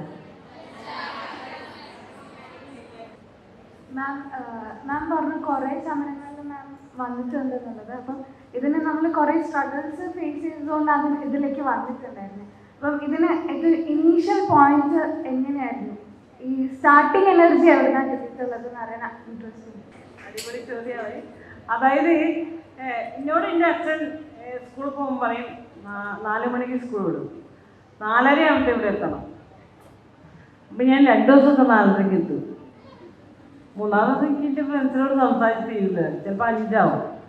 പക്ഷേ നീ എന്താ 5 ആയത്? 4:30 എത്തണം ഞാൻ പറഞ്ഞില്ലേ? അച്ഛാ അതേ കുട്ടികളോട് സംസാരിക്കില്ലേ, നമ്മളെ സുഹൃത്തുക്കളല്ലേ, ഇവിടെ സംസാരിച്ച് വരുമ്പോൾ 5 ആവുന്നുണ്ട്. ശരി, നാളെ നീ 5 മണിക്ക് എന്തായാലും വരണം. അപ്പോൾ 2 ദിവസം 5 മണിക്ക് പോകും. 3-ാമത്തെ ദിവസം ഞാൻ പറയും 5:30 പോകും. അല്ല നീ ഇപ്പോൾ 4 മണിയൊക്കെ കഴിഞ്ഞപ്പോൾ 5 കഴിഞ്ഞ് 5:30 ആയോ? ഞാൻ പറയാം എന്ത് ചെയ്യാന്ന് വെച്ചാൽ ഞങ്ങൾ വരുന്ന സമയത്ത് ഒരു മതിലുമ്പോൾ ഞങ്ങൾ കയറി, എൻ്റെ കൂടെയുള്ള കുട്ടി വീണ്. അപ്പോൾ ഓടയൊന്നും കൊണ്ട് ഞങ്ങൾ വീട്ടിൽ കൊണ്ടാക്കി. അത് കണ്ടിട്ട് പോരാനാ? ശരി, നാളെ മുതൽ 5:30. അങ്ങനെ നമ്മൾ സ്വയം നേടിയെടുക്കുന്നതാണ് ഒന്ന്. പിന്നെ വിപ്ലവത്തിലേക്ക് എത്തി. പെണ്ണായതുകൊണ്ട് നമുക്കൊരുപാട് സദാചാരങ്ങളും തടസ്സങ്ങളുമുണ്ട്. നമ്മൾ ഞാനിങ്ങനെ ഇപ്പോൾ തൊഴിലാളിയാവുന്നു, അല്ലെങ്കിൽ ഞങ്ങൾ പൈപ്പൊക്കെയാണ്, ഞങ്ങൾ പൈപ്പിനിരുന്ന് ഒരു പൊതു പൈപ്പൊക്കെയാണ്. എനിക്ക് ഇപ്പോഴും മറക്കാൻ പറ്റാത്തൊരു കാര്യമാണ്. എൻ്റെ ഫ്രണ്ട്സൊക്കെ പെൺകുട്ടികൾ, നമ്മളൊരു കൂട്ടായിക്കല്ലോ എപ്പോഴും. ആൺകുട്ടികൾ വേറെ കൂട്ടം, പെൺകുട്ടികൾ വേറെ. അപ്പം ഞങ്ങൾ ഇങ്ങനെ വെള്ളമൊക്കെ എടുക്കാനൊക്കെ പോകും ചെയ്യും. ഞങ്ങൾ ടീമായിട്ട് പുറത്തേക്ക് ഇറങ്ങുമ്പോൾ ഇവർ ഞങ്ങളെ കമൻ്റ് അടിക്കും, നൊട്ടിടും എന്നുള്ള നൊട്ടൊക്കെ ഇടും. അപ്പോൾ ഞങ്ങൾ തിരിഞ്ഞു നോക്കും. അപ്പോൾ ഇവർ മറിഞ്ഞാളൊക്കെ ചെയ്യും. ആരാണ് നമ്മൾ കാണണ്ടേ, എന്നാലല്ലേ ചങ്ങായിമാർ നമ്മളെ വയ്യാതെ വരുന്നുണ്ടെന്ന് അറിയാൻ പറ്റുള്ളൂ. അപ്പം ഇവർ മറിഞ്ഞാവും. അപ്പോൾ ഞങ്ങൾ തീരുമാനിച്ചു നമുക്കൊരു നൊട്ടിടാൻ മറയാം. ഇവർ പോകുമ്പോൾ ഞങ്ങൾ പൈപ്പിലെടുത്ത് വെള്ളം എടുക്കുമ്പോൾ ഞങ്ങളോടും അവൻ തിരിയൂ, അവൻ ഞങ്ങളെ കാണണം, ഞങ്ങളവിടെ അങ്ങനെ കിട്ടുന്ന ഓരോ പിന്നെ എന്താ പറയുക നമ്മളെ മാറ്റങ്ങളില്ല. ഓ ചെയ്തപ്പോൾ ഇത്രയേ ഉള്ളൂ, നമ്മൾ ഒട്ടിട്ടാൽ ഇവർ തിരിച്ചു വയ്ക്കാൻ കണ്ടില്ലെങ്കിൽ ഇത്രയേ ഉള്ളൂ, ഒരു ഒട്ടിട്ടാൽ നമ്മൾ തിരിച്ചു വയ്ക്കാൻ കണ്ടില്ലെങ്കിൽ ഇത്രയേ ഉള്ളൂ. ഇങ്ങനെ ഈ ജീവിതത്തിൽ കൂടെ കിട്ടുന്ന കാര്യങ്ങളാണ്. കാരണം തൊഴിലാളി സ്ത്രീകൾക്ക് ജോലി കഴിഞ്ഞ് പോകുമ്പോൾ 7-8 മണിക്ക് ഒക്കെ പോകുമ്പോൾ ഇവർ തോണ്ടാനായിട്ട് ഇവരെ കമൻ്റ് അടിക്കാനും തോണ്ടാനായിട്ടും കുറച്ച് ആൾക്കാർ ഇറങ്ങിയിട്ടുണ്ട്. മിഠായി തെരുവിലും പുതിയ ബസ് സ്റ്റാൻഡിലും പാളയ സ്റ്റാൻഡിലൊക്കെ ഉണ്ട്. അത് ഞങ്ങൾ ചില കേസുകളൊക്കെ പോലീസിൽ കൊടുക്കും. ഇങ്ങനെ ഭയങ്കര അക്രമ പ്രശ്നങ്ങളാണ്. അപ്പോൾ പിന്നെ അടിക്കുകയൊക്കെ ചെയ്തിട്ടുണ്ട് പെണ്ണുങ്ങളെ ഓൻ വിചാരിച്ച രീതിയിൽ കിട്ടായിട്ട്. അപ്പോൾ അതൊക്കെ ഞങ്ങൾ പരാതിയായിട്ട് പോലീസ് കൊടുക്കും. പോലീസ് അറിയിച്ചു ഇതിപ്പോൾ എന്താ നിങ്ങൾ കാമുകനും കാമുകയല്ലേ അങ്ങനെയൊക്കെയുള്ള വാർത്ത വളരെ നിങ്ങൾ ഭാര്യയും ഭർത്താവല്ലേ. നമ്മളിതൊക്കെ ഉണ്ട് ഭർത്താവ് അടിച്ചാൽ അടി കൊള്ളണമെന്നും കാമുകനെ അടിച്ചാൽ നമ്മളത് കൊള്ളണമെന്നും നമ്മൾ മനുഷ്യരല്ലേ.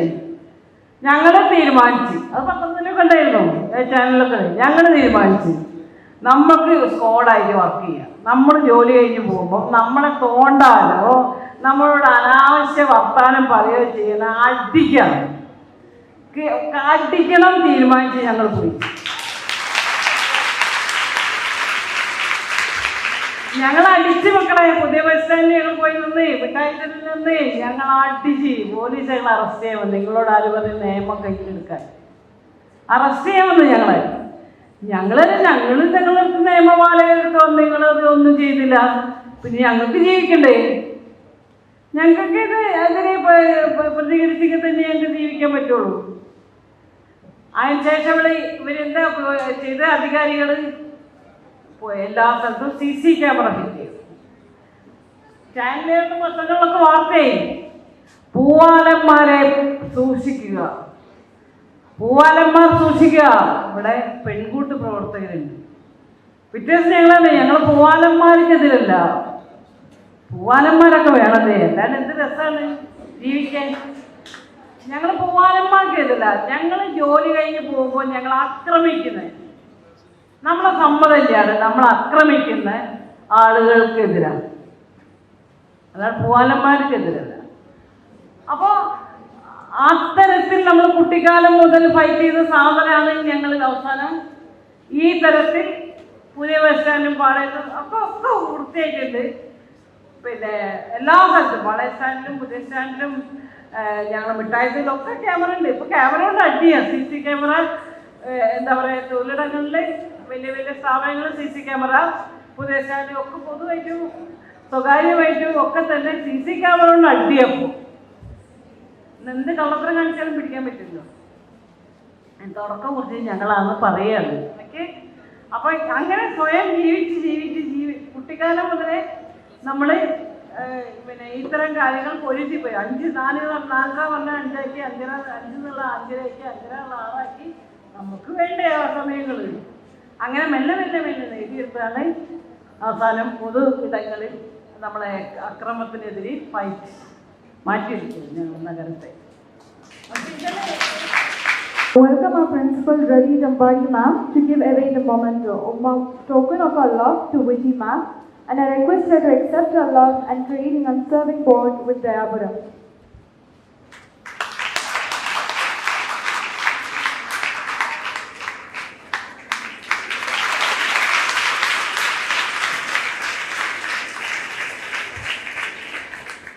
Now I invite C.D. Abdurrahim sir, patron of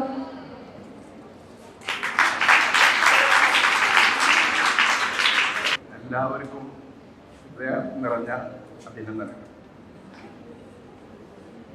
നിങ്ങളുടെ ഈ പരിപാടിയിൽ വളരെ പ്രസിദ്ധരായ പല ആളുകളും പങ്കെടുക്കുന്നുണ്ട്. ദർശൻ സാറിനെ പോലെയുള്ള വിജി മാഡത്തെ പോലെയുള്ള ആളുകൾ പങ്കെടുത്തു എന്നത് നിങ്ങളുടെ ഒരു ഭാഗ്യമായി തന്നെ ഞാൻ കാണുന്നു. കൂട്ടത്തിൽ ഞാനൊന്നും സംസാരിക്കണമെന്ന് വിചാരിച്ചിരുന്നതല്ല. സംസാരിക്കേണ്ട പോയിന്റ്സ് മനസ്സിൽ കുറിച്ചിട്ട് തന്നെ വളരെ വ്യത്യസ്തമായിട്ടായിരുന്നു. സമയം വളരെ വൈകിയത് കൊണ്ടും കുട്ടികളിൽ ചിലരെങ്കിലും അകലെ എത്തേണ്ടത് ഉണ്ട് എന്ന ഞാൻ മനസ്സിലാക്കുന്നത് കൊണ്ടും 2 വാക്കിൽ 3 വാക്കിൽ ഞാൻ ചുരുക്കുക. ഒന്ന്, മാഡം പറഞ്ഞത് വളരെ വാസ്തവമായൊരു കാര്യമാണ്. പക്ഷേ ഒരു ചെറിയ വ്യത്യസ്തത ദയാപുരത്തിൻ്റെ മുമ്പിലുള്ളത്, ഇവിടെ ഒരുപാട് ആളുകൾ ഒന്നൊന്നുമില്ല, മുതലാളിമാരില്ല, കച്ചവടക്കാരില്ല. കുറച്ചിങ്ങനെയുള്ള മേഡത്തെ പോലെയുള്ള കുറച്ച് സർവീസ് മൈൻഡായ ആളുകൾ നടത്തുന്ന ഒരു സ്ഥാപനമാണ്. നിങ്ങളെല്ലാറ്റിനും കൈകൊട്ടിയല്ല വേണ്ടത്, കാര്യം മനസ്സിലാക്കുക. അപ്പോ ഇവിടെ തൊഴിലിനെ ചൂഷണം ചെയ്യുന്നില്ല, തൊഴിലാളിയെ ചൂഷണം ചെയ്യുന്നില്ല, പെണ്ണുങ്ങളെ ചൂഷണം ചെയ്യുന്നില്ല. പെൺകുട്ടികളെ സ്ട്രെങ്തൻ ചെയ്യാൻ വേണ്ടി പണി ആരംഭിച്ച ഒരു സ്ഥാപനമാണ്. 38 വർഷം മുമ്പ് സ്ഥാപിച്ച ഒരു സ്ഥാപനത്തിൽ ഒരു പൈ വ്യത്യാസമില്ലാതെ, ഒരു പൈ വാങ്ങാതെ ഇവിടെ സർവീസ് ചെയ്യുന്ന കുറേ ആളുകളുണ്ട്. അതിൽപ്പെട്ട ഒരാളാണ്. അപ്പൊ ആർക്ക് വേണ്ടിയാണ് ജീവിക്കുന്നത്? നിങ്ങൾക്ക് വേണ്ടിയാണ്, സ്വാഭാവികമായി. അപ്പോ എന്തിനു വേണ്ടിയാണ് ജീവിക്കുന്നത്? നിങ്ങൾക്ക് വേണ്ടി. സ്വാഭാവികമായും ഈ പറഞ്ഞ വിജി മാഡം പറഞ്ഞതുപോലെയുള്ള പ്രവർത്തനങ്ങൾ നടത്താനുള്ള വിവേചനവും വിവേകവും അതിനുള്ള മനോദാർഢ്യവും നിശ്ചയദാർഢ്യവും ഉണ്ടാക്കാൻ നിങ്ങളെ സഹായിക്കാണ്. അത് നിങ്ങൾ ആ തരത്തിൽ ഉൾക്കൊള്ളുന്ന മക്കളാവാൻ വേണ്ടിയാണ്. അപ്പോൾ വിജി മാഡവും ദയാപുരവും യോജിക്കുന്ന ഒരു സംഗതി, ഇങ്ങനെയുള്ള ആറ്റിറ്റ്യൂഡോട് കൂടി വർക്ക് ചെയ്യുന്ന ഒരു വിഭാഗം, ശക്തമായി വർക്ക് ചെയ്യുന്ന ഒരു വിഭാഗം ഇവിടെ രൂപപ്പെട്ടു വരണം. പക്ഷെ അവർക്ക് കൃത്യമായ ധാരണ ഉണ്ടായിരിക്കണം എന്താണ് സേവനം, പരസുഖത്തിന് വേണ്ടി നടത്തുന്ന പ്രവർത്തനം എന്താണ് എന്ന് വ്യാപകമായി വളരെയധികം ദുഷ്ടമായി നടന്നുകൊണ്ടിരിക്കുന്ന തൊഴിലാളി പീഡനം എന്നതിനേക്കാളേറെ മുതലിന് എങ്ങനെയെങ്കിലും സംഭരിച്ചു കൂട്ടി ആ മുതലിന്റെ അടിസ്ഥാനത്തിൽ ലോകം ഭരിക്കാൻ, രാജ്യം ഭരിക്കാൻ, സ്റ്റേറ്റുകൾ ഭരിക്കാൻ, സമൂഹത്തെ ഭരിക്കാൻ വേണ്ടിയുള്ള പ്രവണത ശക്തമായ ഒരു കാലമാണ്. ഒരു ചെറിയ മോഡൽ കൂടി ഞാൻ പറയാം. യുക്രൈനെ ആക്രമിച്ചുകൊണ്ടിരിക്കുന്നു. നിങ്ങളുടെ മനസ്സിൽ, എൻ്റെ മനസ്സിൽ നിങ്ങൾക്ക് വാസ്തവത്തിൽ ഇന്നലെ ശരിയായ രീതിയിൽ ഉറങ്ങാൻ കഴിഞ്ഞിട്ടില്ല. അതിലൊരു പട്ടാളക്കാരൻ ഇങ്ങനെ കടന്നിട്ട് ആലോചിക്കുന്ന ഒരു രീതിയുണ്ട്. ഞാൻ ആ പട്ടാളക്കാരൻ്റെ മുഖത്ത് നോക്കിയപ്പോൾ ആ പട്ടാളക്കാരൻ്റെ മനസ്സിൽ അയാളുടെ കുടുംബമാണ് എന്നാണ് എനിക്ക് തോന്നിയത്. ആ കുടുംബത്തെ സംബന്ധിച്ചുള്ള ധാരണ, അതിന് വീട്ടിലേക്ക് മടങ്ങിച്ചെല്ലാൻ കഴിയുമോ എന്നുള്ള ദുഃഖം. ഈ ദുഃഖത്തിന് കാരണം ആരാണ്? അറിവുള്ള ആളുകൾ ഉണ്ടാക്കിക്കൊടുത്ത ആയുധപ്പുരകളാണ്. അറിവ് ഉണ്ടാക്കുകയും ഇവിടുത്തെ ജനങ്ങളെ സംരക്ഷിക്കുകയും ചെയ്യുന്ന ഗവൺമെന്റുകൾ തമ്മിൽ ദേശീയാടിസ്ഥാനത്തിൽ നടക്കുന്ന പോരാട്ടങ്ങളാണ്. വിദ്യാർത്ഥിനികളായ നിങ്ങൾ കൃത്യമായി മനസ്സലിവുള്ള ഒരു വിഭാഗമായി മാറുകയും, നിങ്ങൾ ശ്രദ്ധിക്കുന്നില്ല ഞാൻ പറയില്ല, മനസ്സലിവുള്ള ഒരു വിഭാഗമായി കുട്ടികളൊക്കെ മാഡം പോവാണെന്നാ പറയുന്നത്. ഇനിയും വിളിക്കണം, നമുക്ക് തർക്കിക്കണം.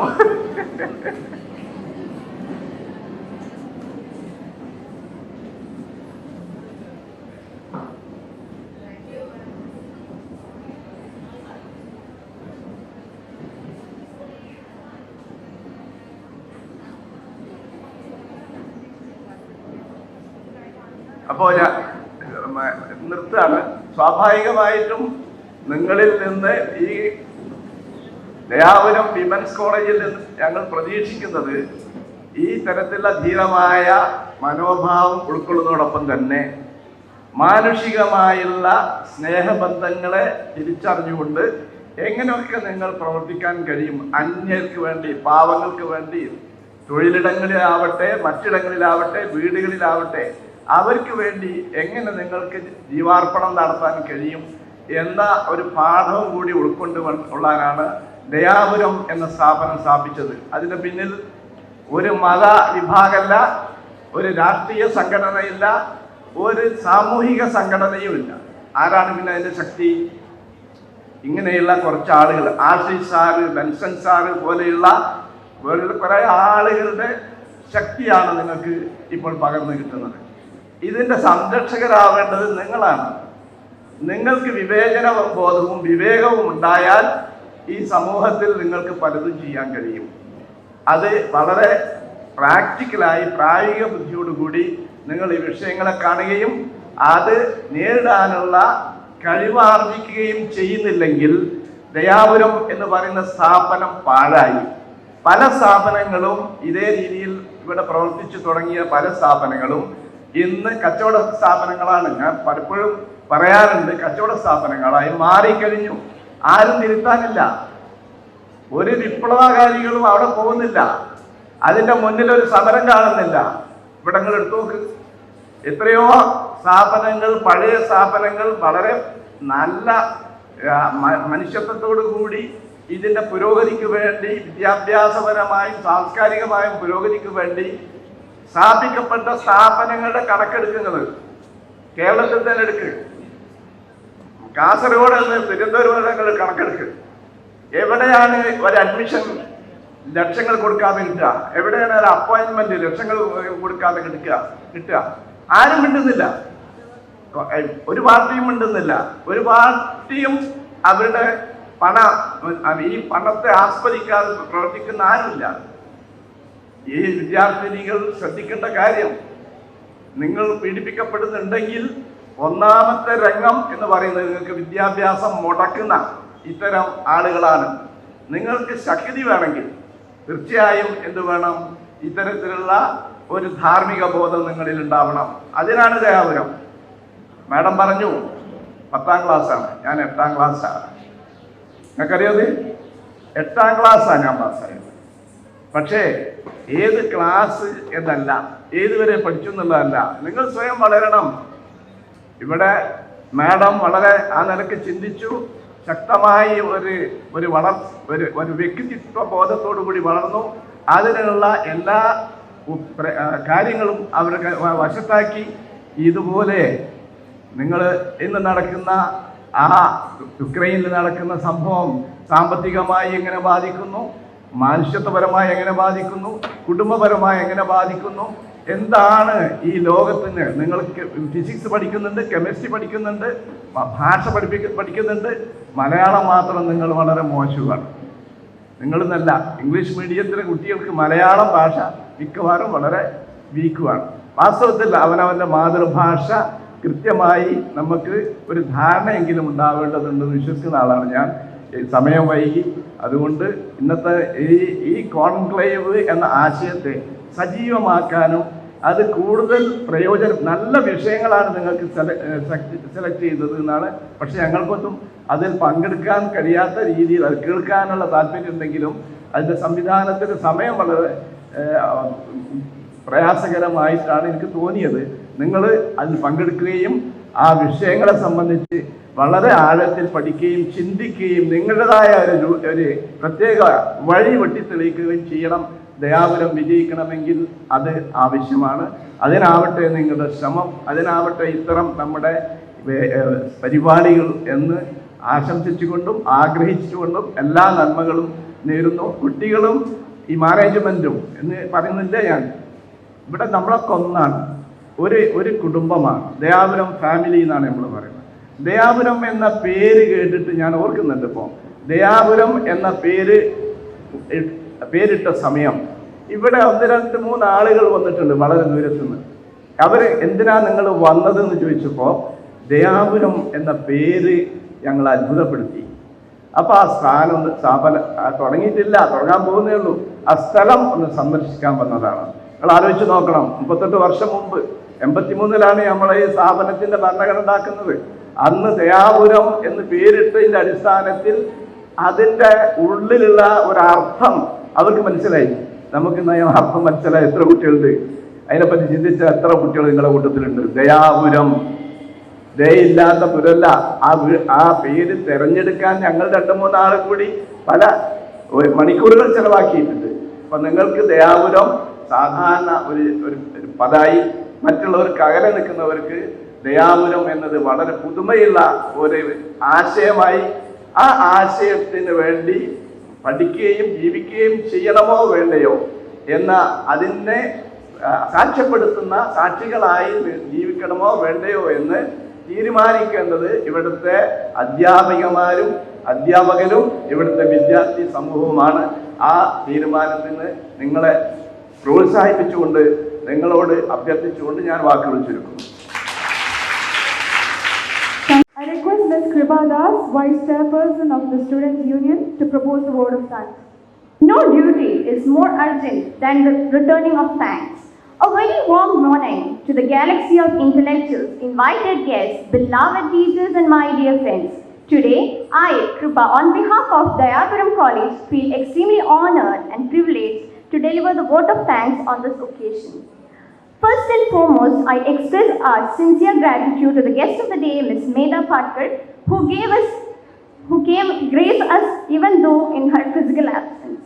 Thank you, ma'am. Next, I would like to extend our heartiest thanks to Ms. Vijay Patkar, despite of her busy schedule, found time to grace this occasion. Thank you, ma'am.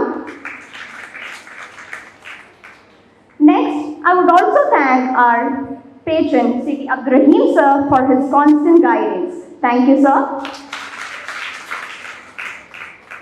I am immensely thankful to our volunteer advisor, Mr. Benson Johnson, for his immense support. Thank you, sir. Further, we are very grateful to our principal, Mrs. Reddy Kampati, for being the backbone of our college. Thank you, ma'am. Next, I would like to express my sincere gratitude to our staff advisors, Mrs. Monisha PP and Ms. Sridevi for their enthusiasm and energy with the driving force of our union. Thank you, teachers. I must mention our deep sense of appreciation to the entire club members and representatives for being along with us. Thank you. Thank you, guys. And last but not least, I also thank the wonderful students who have came here for attending the session. Thank you all.